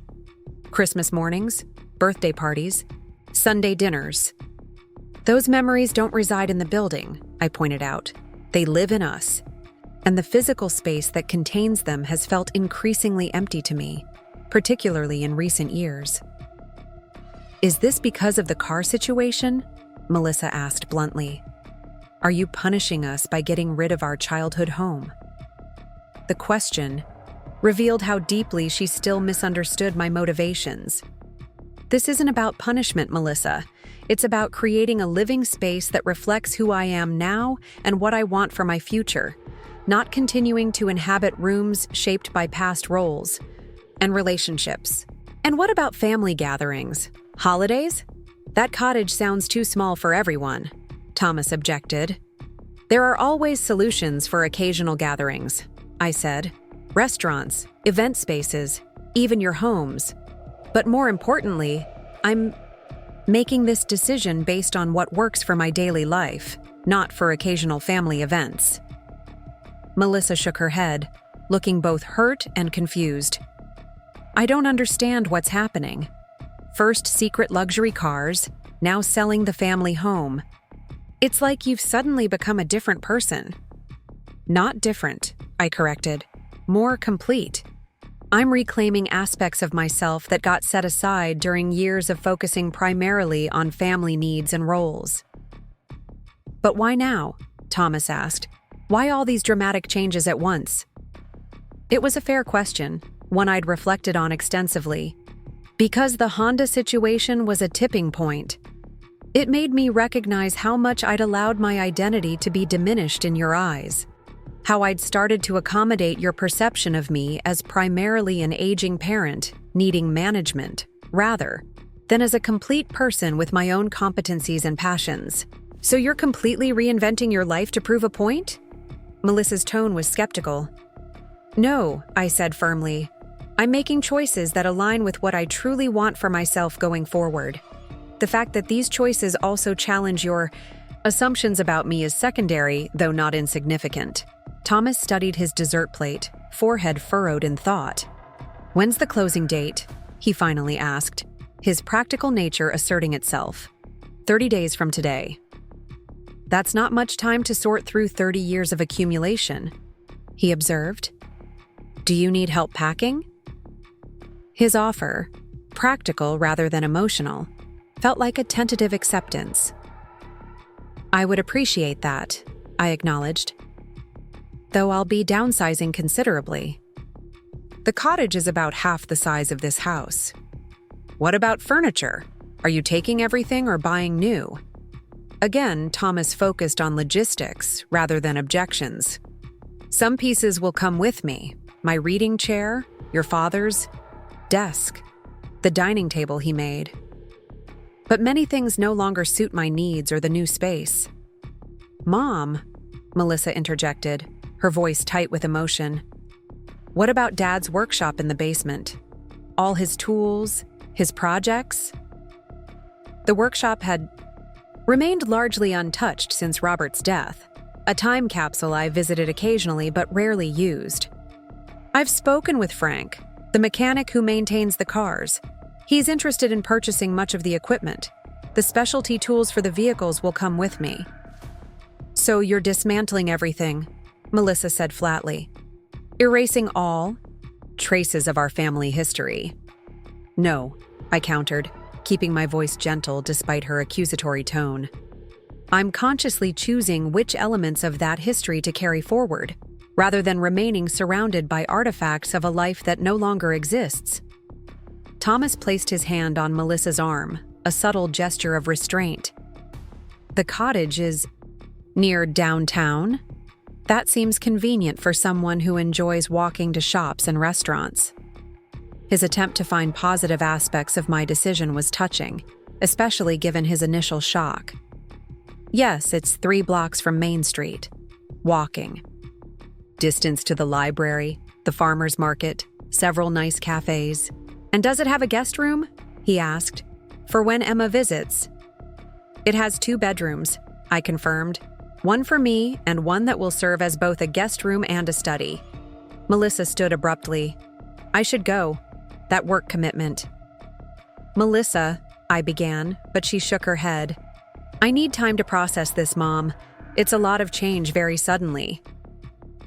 After she left, Thomas helped me clear the dishes, working in companionable silence for several minutes. She'll come around, he finally said as we loaded the dishwasher. It's just that Melissa has always been more attached to the idea of home, the physical place, than I have. Remember how she cried for weeks when we repainted her bedroom? I smiled at the memory. She was convinced the new color would change how her dreams felt. Exactly. She invests places with emotional significance in a way I never quite understood. He closed the dishwasher and leaned against the counter. For what it's worth, I think I get what you're doing. It's jarring because it contradicts how we've seen you these past few years, but maybe that perception was our limitation, not your reality. His insight surprised and moved me. Thank you for understanding, or at least trying to. I'm not saying I won't miss this place, he clarified. A lot of my best memories happened under this roof, but houses are ultimately just structures. What matters is that you're making choices that feel right for you. As he prepared to leave, Thomas paused by the front door. One request, though? Of course. Before you finalize the sale, could we have one last family dinner here? All of us together in this house one more time? The request was reasonable, and coming from a place of genuine sentiment rather than manipulation. I'd like that very much, I told him. After he left, I wandered through the house that had been my home for 3 decades, seeing it with new eyes. Each room held countless memories, children growing up, holidays celebrated, ordinary days that had accumulated into a life. But Thomas was right. Those memories weren't contained in the walls or floors. They resided in us, in the relationships we'd built, in the people we'd become. Moving to the cottage wasn't about erasing that history, but about acknowledging that my story continued beyond the chapters that had unfolded here. It was about creating space, literal and figurative, for whatever came next. The following morning, I began the process of sorting through my belongings, separating items into categories: to keep, to offer family members, to donate, to discard.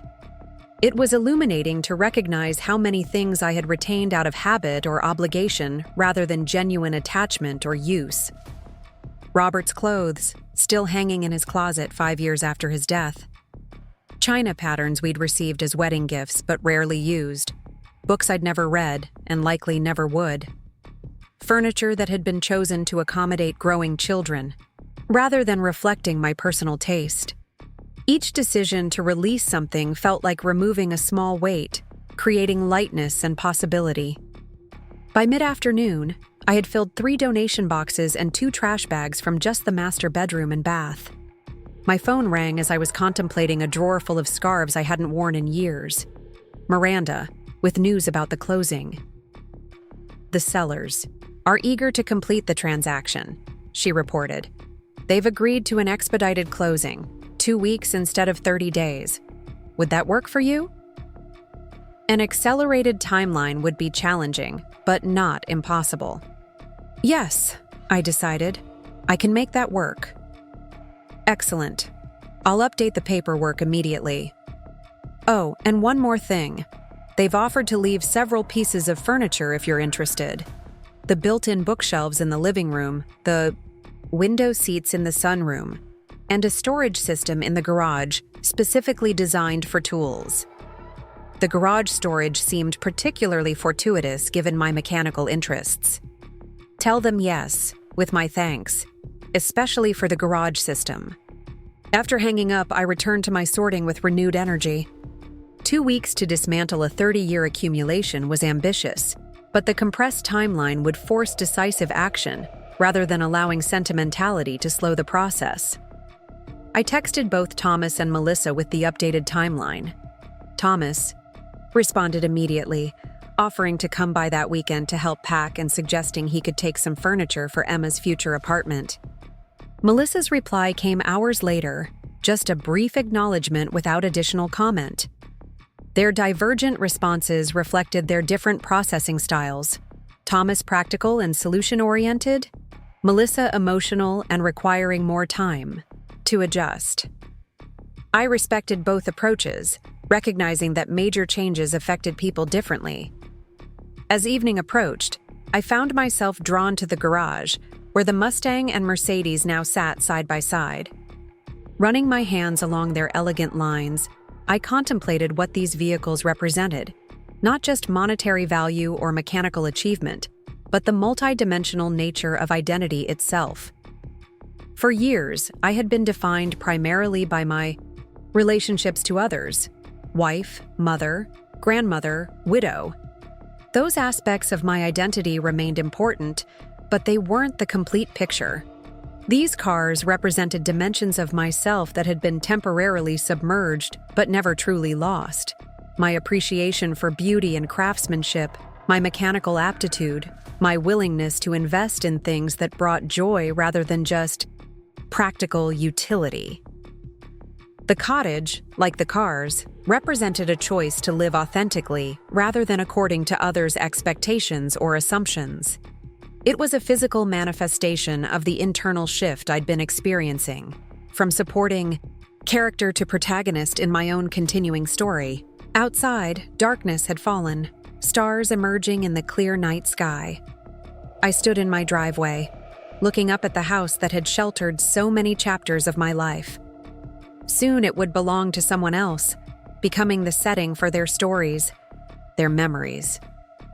The thought brought not sadness, but a sense of rightness, of natural progression. My time here had been precious, but it was complete. What lay ahead was unwritten, full of possibility. From next door came the sound of Walter's back door opening, followed by his familiar figure approaching our shared property line. "Evening. Margaret," he called. "Noticed your lights on late. Everything all right?" "Just contemplating change," I replied. "I'm selling the house, Walter. Moving to a cottage downtown in 2 weeks." He absorbed this news with a thoughtful nod. "Bold move. Got room for those beautiful machines at the new place?" "An oversized garage," I confirmed. It was a key requirement. Smart thinking. He gestured toward the stars above us. "Clear. Night. Reminds me of something my father used to say. The same stars shine over new beginnings as over familiar ground." The sentiment struck me as surprisingly poetic, coming from my typically prosaic neighbor. "That's rather beautiful, Walter." "Old man had his moments," he acknowledged with a small smile. "Neighborhood won't be the same without you, Margaret.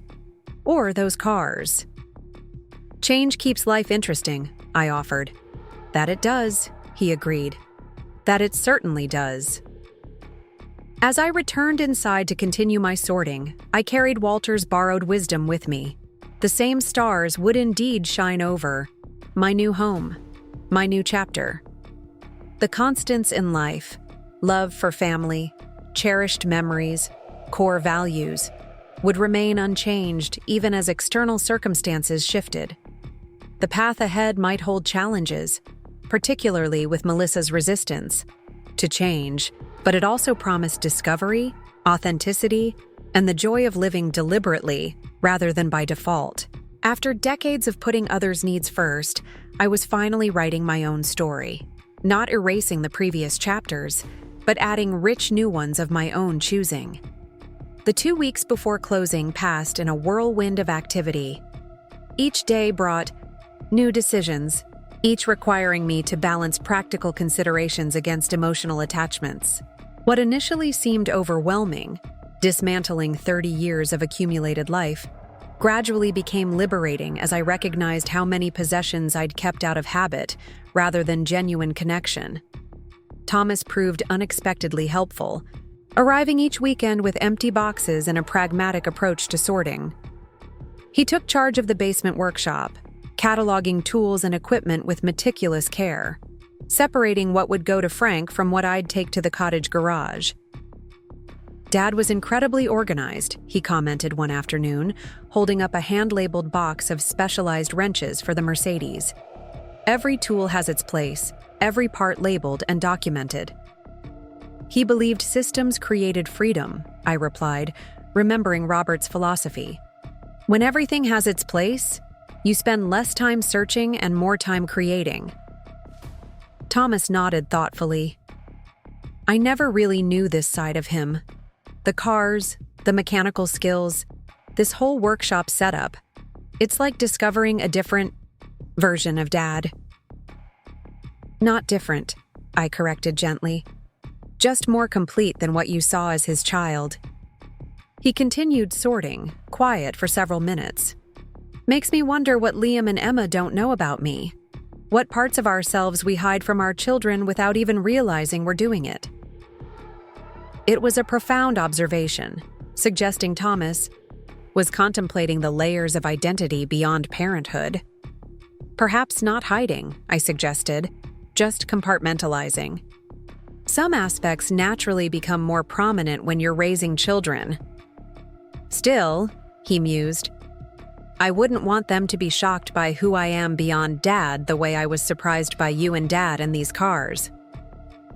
Then perhaps find ways to share those dimensions with them now, I advised. They're old enough to understand the complexity of adult identity. Melissa's assistance came differently, less hands-on with the physical sorting, but focused on family artifacts. She spent hours organizing photo albums, carefully separating pictures that chronicled our shared history from those that belonged in my personal collection. What about this one? She asked on a rainy Tuesday afternoon, holding up a faded photograph of Robert and me leaning against the Jaguar, windswept and laughing during what must have been our early years of ownership. I'd like to keep that one, I said, reaching for it. She examined it more closely before handing it over. You look so happy, so vibrant. We were, I confirmed. Those drives along the coast were pure freedom for us. It's strange, she said quietly. Growing up, I thought I knew everything about you and Dad. Now I realize how much of yourselves you kept separate from your identities as our parents. Everyone has multiple dimensions, Melissa. You're not just a mother to Emma and Liam, as I wasn't only your mother. You're also an executive, a wife, a friend, a woman with interests and passions that exist independent of your relationship to your children. She nodded slowly. I suppose I'm still adjusting to seeing you as someone beyond Mom, someone with secrets and passions I knew nothing about. Not secrets, I corrected, echoing what I'd told Emma. Just private dimensions. There's a difference. As we worked together sorting through family photographs, I sensed Melissa gradually processing the changes underway. Her initial resistance had softened into something more nuanced. Not quite acceptance yet, but movement toward understanding. A week before the closing, Frank called with news about the Jaguar. She's ready earlier than expected, he announced. New fuel pump installed, systems checked, ready for regular driving. That's wonderful, I said, though the timing is challenging with the move next week. I could deliver it to your new place after you're settled, he offered. No rush to bring her home immediately. I considered my options. Having all 3 vehicles during the move would indeed complicate logistics. But there was something symbolically perfect about beginning my new chapter with the complete collection. Actually, I decided, I'd like to pick her up this weekend. The cottage garage won't be available until closing day, but I've arranged temporary covered parking near downtown. Having all 3 cars together feels right for this transition. Frank's smile was audible through the phone. Robert would approve. He always said those cars belonged together, like a complete set. The conversation left me contemplating the nature of completion, how certain elements of our lives naturally belong together, creating a whole greater than its parts. The cars, each magnificent individually, formed a cohesive collection that told a story about shared passion and appreciation for both beauty and engineering. Similarly, the various aspects of my identity, mother, teacher, widow, mechanic, collector, created a complete picture that was only now becoming fully visible again after years of partial submergence. Sunday afternoon, I drove to Frank's shop to retrieve the Jaguar. The British racing green E-Type gleamed under the garage lights, its long, sleek lines still considered among the most beautiful in automotive design. Frank handed me the keys with ceremonial gravity. She's purring like new, he assured me. The fuel pump issue is completely resolved, all systems functioning perfectly. I slid into the driver's seat, the leather cool and smooth beneath me. The E-Type had always been Robert's favorite of our 3, its combination of elegance and raw power matching his personality perfectly. Starting the engine sent a familiar vibration through the vehicle. a mechanical heartbeat awakening after too long dormant. "Thank you for keeping them all in such beautiful condition," I told Frank as I prepared to drive away. "Especially these past 5 years." "It's been an honor," he replied simply. "Robert would be proud to see you driving them again."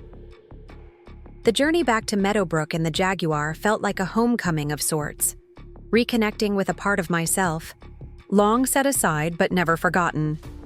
As I navigated familiar roads, memories surfaced. Robert and I taking turns behind the wheel during weekend escapes, stopping at roadside viewpoints to admire both the landscape and the vehicle, arriving at remote inns where the E-Type invariably drew admiring crowds. When I pulled into the driveway of what would soon be my former home, Thomas's car was parked at the curb. He emerged from the front door as I arrived, his expression shifting from surprise to appreciation as he recognized the vehicle. "The Jaguar," he said, approaching with undisguised admiration. "It's even more spectacular than the others." "Your father always thought so," I agreed, inviting him to examine it more closely. Thomas circled the car slowly, taking in its details with the careful attention he typically reserved for architectural plans. "The design is flawless," he murmured. "The proportions, the lines, it's like functional sculpture." Enzo Ferrari called it the most beautiful car ever made, I told him. Not bad praise from a competitor. He looked up sharply. "You know automotive history too?" I laughed. "I've been collecting and driving these cars for 40 years, Thomas. Of course I know their histories." He had the grace to look sheepish. "I'm still adjusting to this version of you, the classic car expert. It contradicts so many assumptions I didn't even realize I'd made." "Like what?" I prompted, curious about how he'd been recalibrating his perception. "That you were technologically intimidated," he admitted. "Risk-averse, conventional in your tastes, content with simplicity and routine." His candid assessment of how he'd viewed me was both painful and valuable to hear. "And now?" He gestured toward the Jaguar. "Now I'm wondering what else I've missed or misunderstood about you.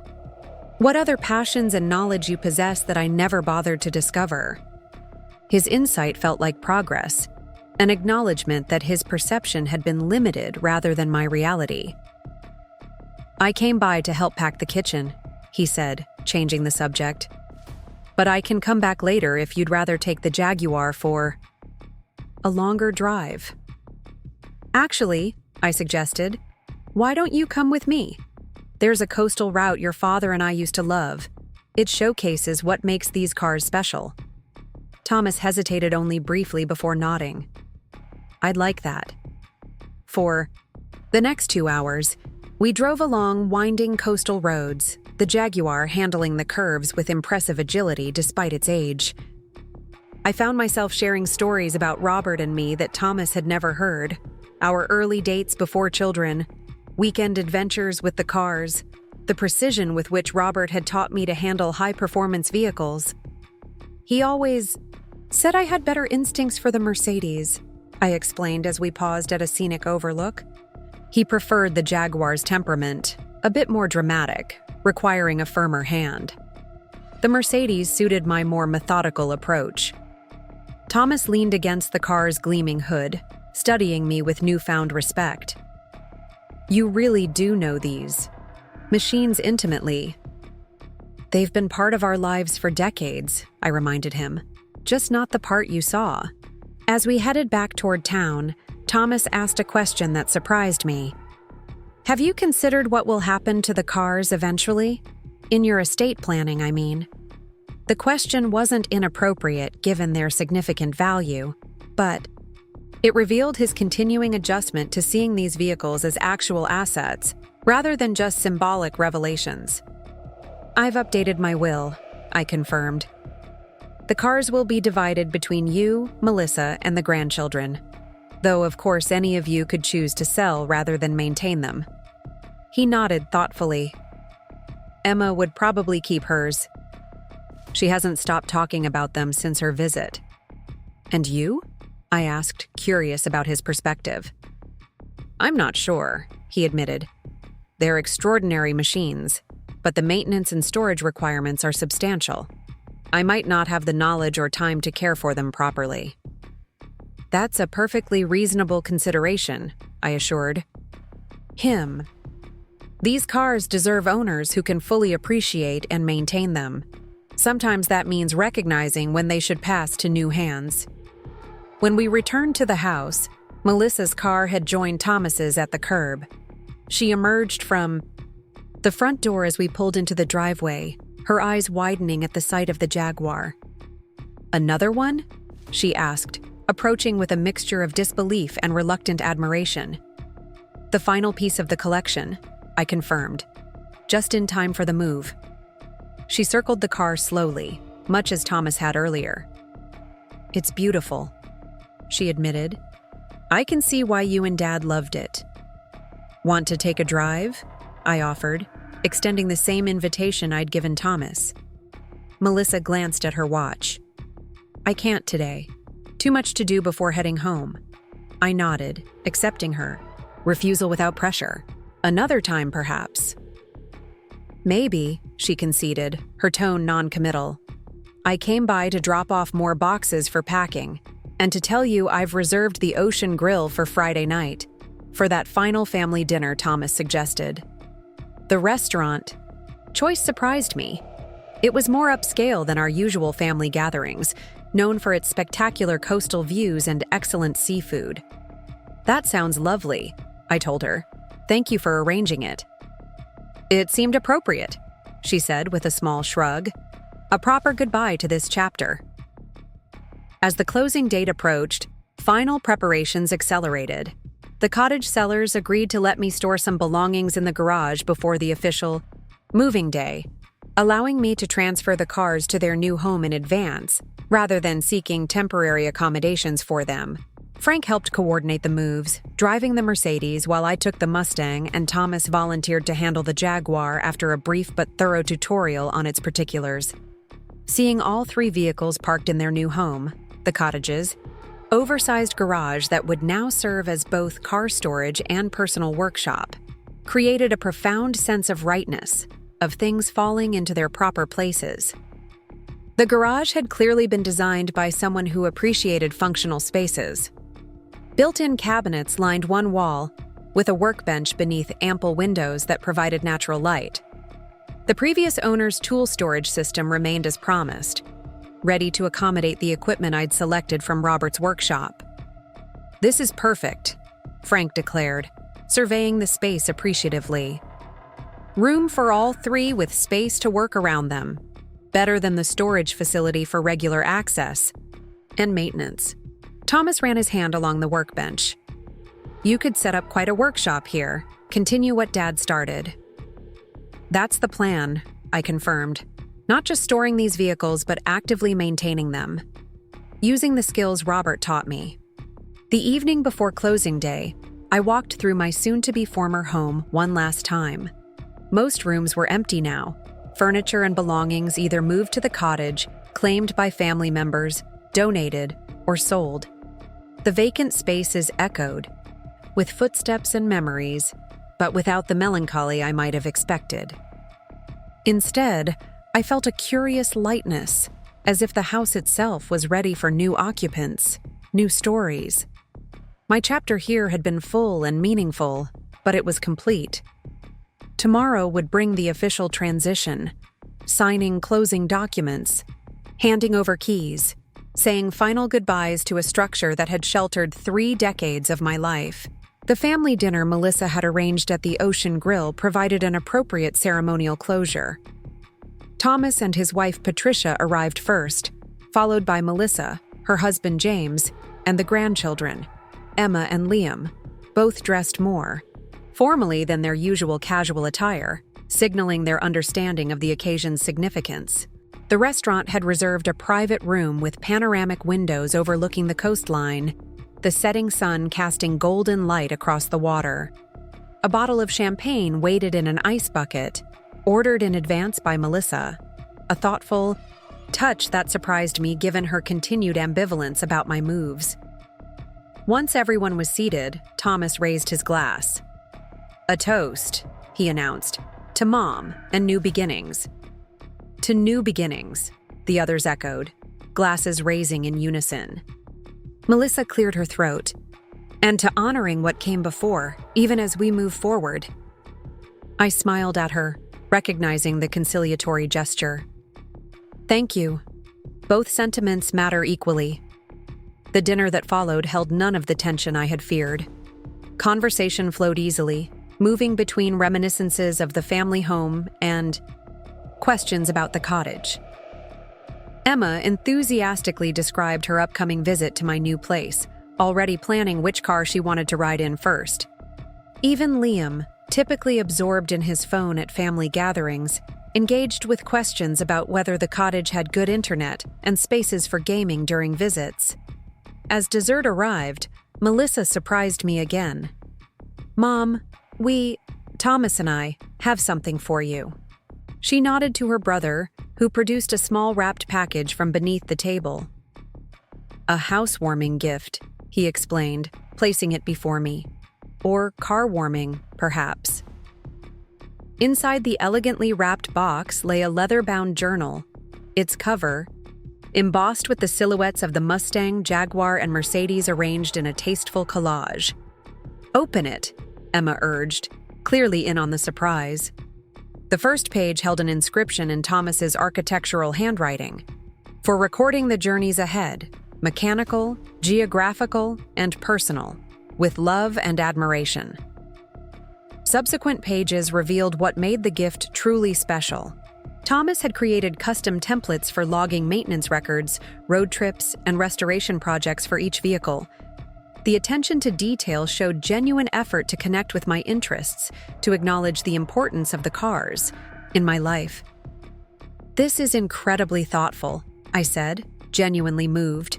"Thank you both." "We had it custom made," Melissa explained. The bookbinder said it was one of the more unusual journal requests he'd received. "It's perfect," I assured them, running my fingers over the embossed cover. As the evening concluded and we prepared to leave, Melissa pulled me aside. "Mom, I know I haven't been as supportive as Thomas about all these changes. It's been difficult for me." "I understand," I told her, appreciating her honesty. "But I want you to know I'm trying. The journal was partly my idea.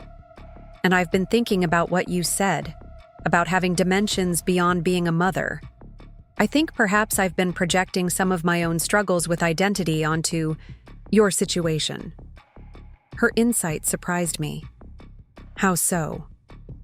She glanced toward James and the children, ensuring they were out of earshot. "Sometimes I feel like I've lost track of who I am outside of being a mother and executive. Like those roles have consumed everything else."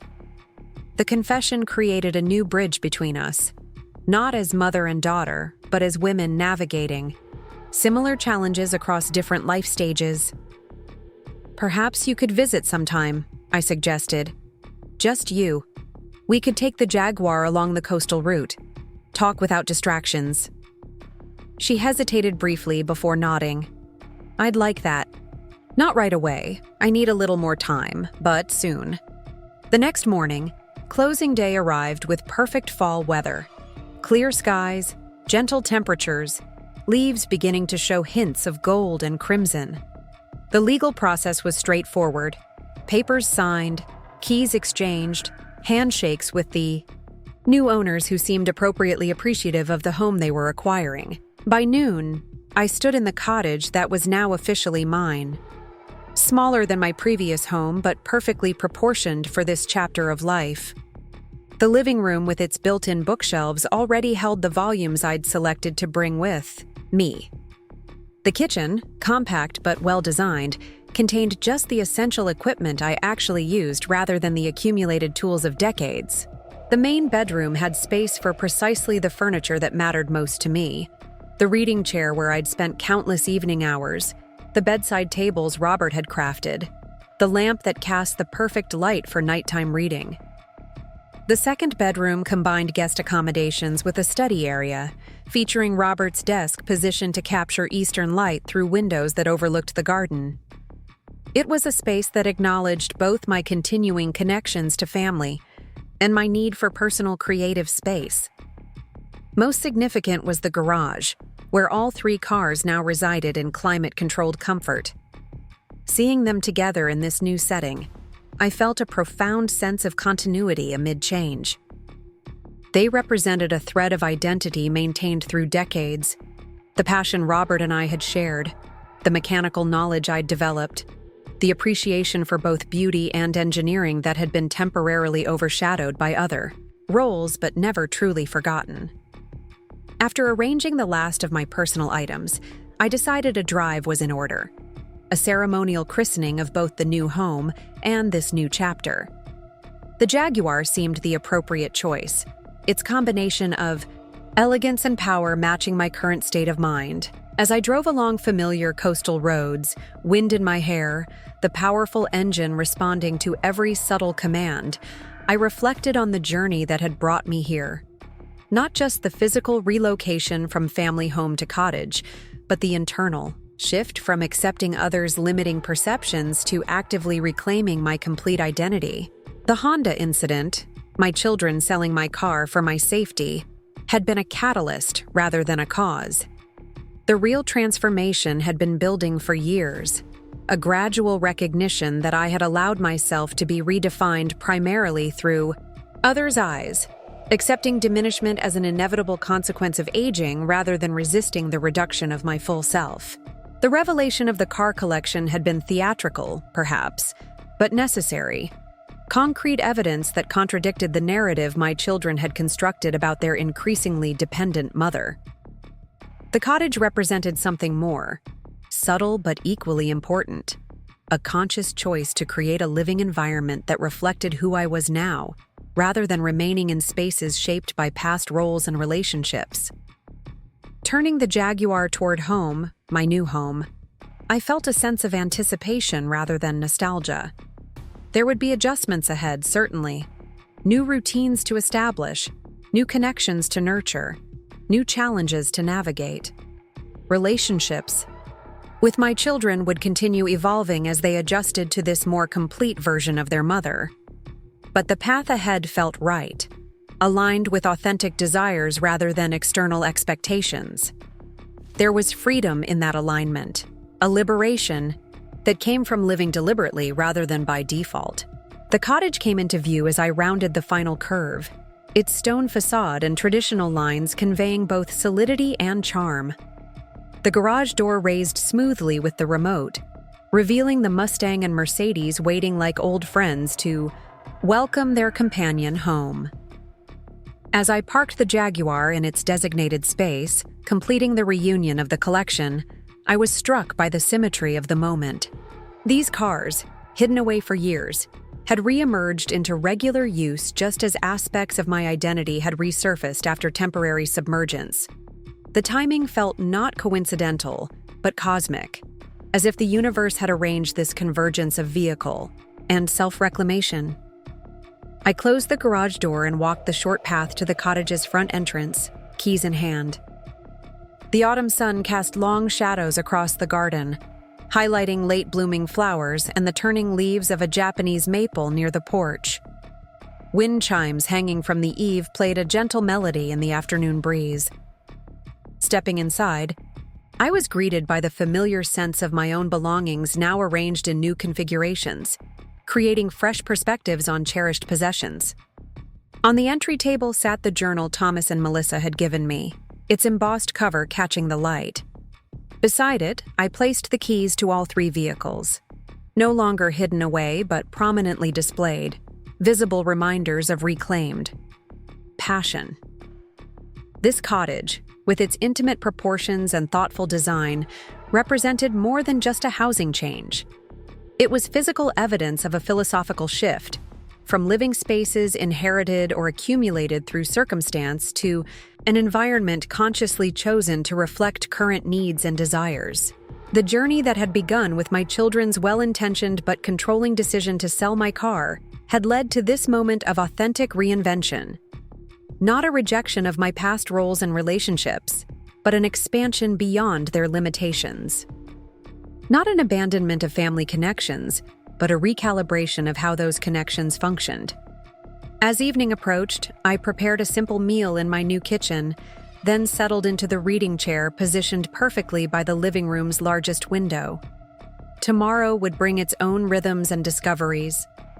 Friends to inform about my new address, neighbors to meet, systems to establish in this fresh environment. But tonight was for savoring the culmination of one journey and the commencement of another. For appreciating the synchronicity that had transformed an act of overprotection, my children selling my car for my safety, into the catalyst for reclaiming not just automotive freedom, but the fullness of identity itself. In the garage, 3 luxury vehicles stood as tangible evidence of capabilities my children had failed to recognize. More importantly, they represented dimensions of self I had temporarily set aside, but never truly lost. Like those carefully maintained machines, aspects of identity may sometimes remain dormant, waiting for the right moment to roar back to life with renewed purpose and power. The Honda my children had purchased without my consent was long gone, returned to the dealer, its imposed limitations rejected. In its place, a collection of vehicles I had chosen, maintained, and now drove with confidence. The parallel to my larger life situation couldn't have been clearer. Prescribed limitations replaced by self-determined possibilities. Others' narratives about me supplanted by my own authentic story. Outside my window, stars began appearing in the darkening sky. The same stars, as Walter had wisely noted, that shone over both familiar ground and new beginnings. Their constant presence reinforced a comforting truth, that change and continuity exists simultaneously, that transformation doesn't require erasure of what came before. This new chapter wasn't about escaping the past, but about carrying forward its most valuable elements while creating space for fresh discovery. The cars represented that balance perfectly, cherished connections to history now integrated into present joy and future possibility. As I prepared for my first night in the cottage, I felt not the disorientation I might have expected, but a profound sense of alignment, of external circumstances finally matching internal reality. My children had sold my car believing they were protecting someone increasingly vulnerable and dependent. They hadn't known about my collection of luxury vehicles, just as they hadn't recognized the capable, multidimensional woman who had temporarily allowed herself to be defined by their limiting perceptions. Both those misunderstandings had now been corrected, creating space for more authentic relationships based on who we actually were rather than who we assumed each other to be. That, perhaps, was the most valuable outcome of this entire journey. The opportunity for genuine knowing to replace comfortable assumptions, for complexity to supplant simplification. Tomorrow would bring its own challenges and discoveries. But tonight, I slept soundly in my new home, surrounded by possessions I had thoughtfully chosen to keep, with 3 magnificent vehicles safely housed nearby.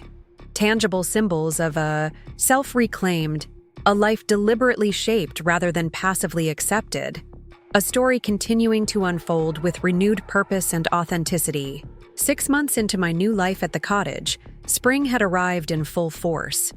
The garden burst with color, daffodils, tulips, and cherry blossoms, creating a canvas of renewal outside my windows. Inside, the space had evolved from simply a new dwelling to a true home, each room reflecting my preferences and priorities rather than accumulated compromises.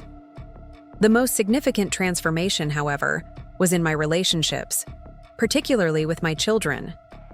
What had begun as conflict over a car sale had evolved into something more nuanced and ultimately more authentic. Thomas now visited regularly, often bringing Emma, who had developed a genuine interest in the vehicles. We'd established a Sunday morning ritual, coffee and pastries followed by mechanical tutorials in the garage. Emma proved surprisingly adept, her nimble fingers and quick mind absorbing information about engine components and maintenance procedures with enthusiasm that reminded me of Robert. "Grandma, can I drive the Mustang when I get my full license next year?" she asked one morning as we changed the oil together, her hands confidently managing the filter just as I'd taught her. "We'll see," I replied, secretly pleased by her eagerness. These cars require respect and experience. "I'm getting the experience part now," she pointed out pragmatically. Thomas, watching from the workbench, laughed. "Maybe we should start with something less valuable for your first classic car experience, Emma." "Like what?" she challenged, wiping her hands on a shop rag with practiced efficiency. "We could look for a project car," he suggested. "Something you and I could restore together. With Grandma's guidance, of course." The suggestion surprised me. Thomas initiating a mechanical project, embracing an interest he'd only recently discovered through my revelation. It represented evolution not just in how he saw me, but in how he saw himself, expanding beyond the strictly practical architect to someone who might enjoy the creative problem-solving of restoration. Melissa's journey toward acceptance had been slower, but no less meaningful. Initial resistance had gradually softened into curiosity, and, finally, participation. She'd taken me up on the offer of a coastal drive in the Jaguar, an afternoon that had evolved into an unexpectedly intimate conversation about identity beyond prescribed roles. "Sometimes I wonder who I'd be if I'd pursued music instead of marketing," she confessed as we wound along seaside curves, the Jaguar's engine providing a perfect soundtrack to her reflections. "If that part of me is still there somewhere, waiting." "Those parts of ourselves don't disappear," I assured her. "They may become temporarily submerged under more immediate priorities, but they remain accessible."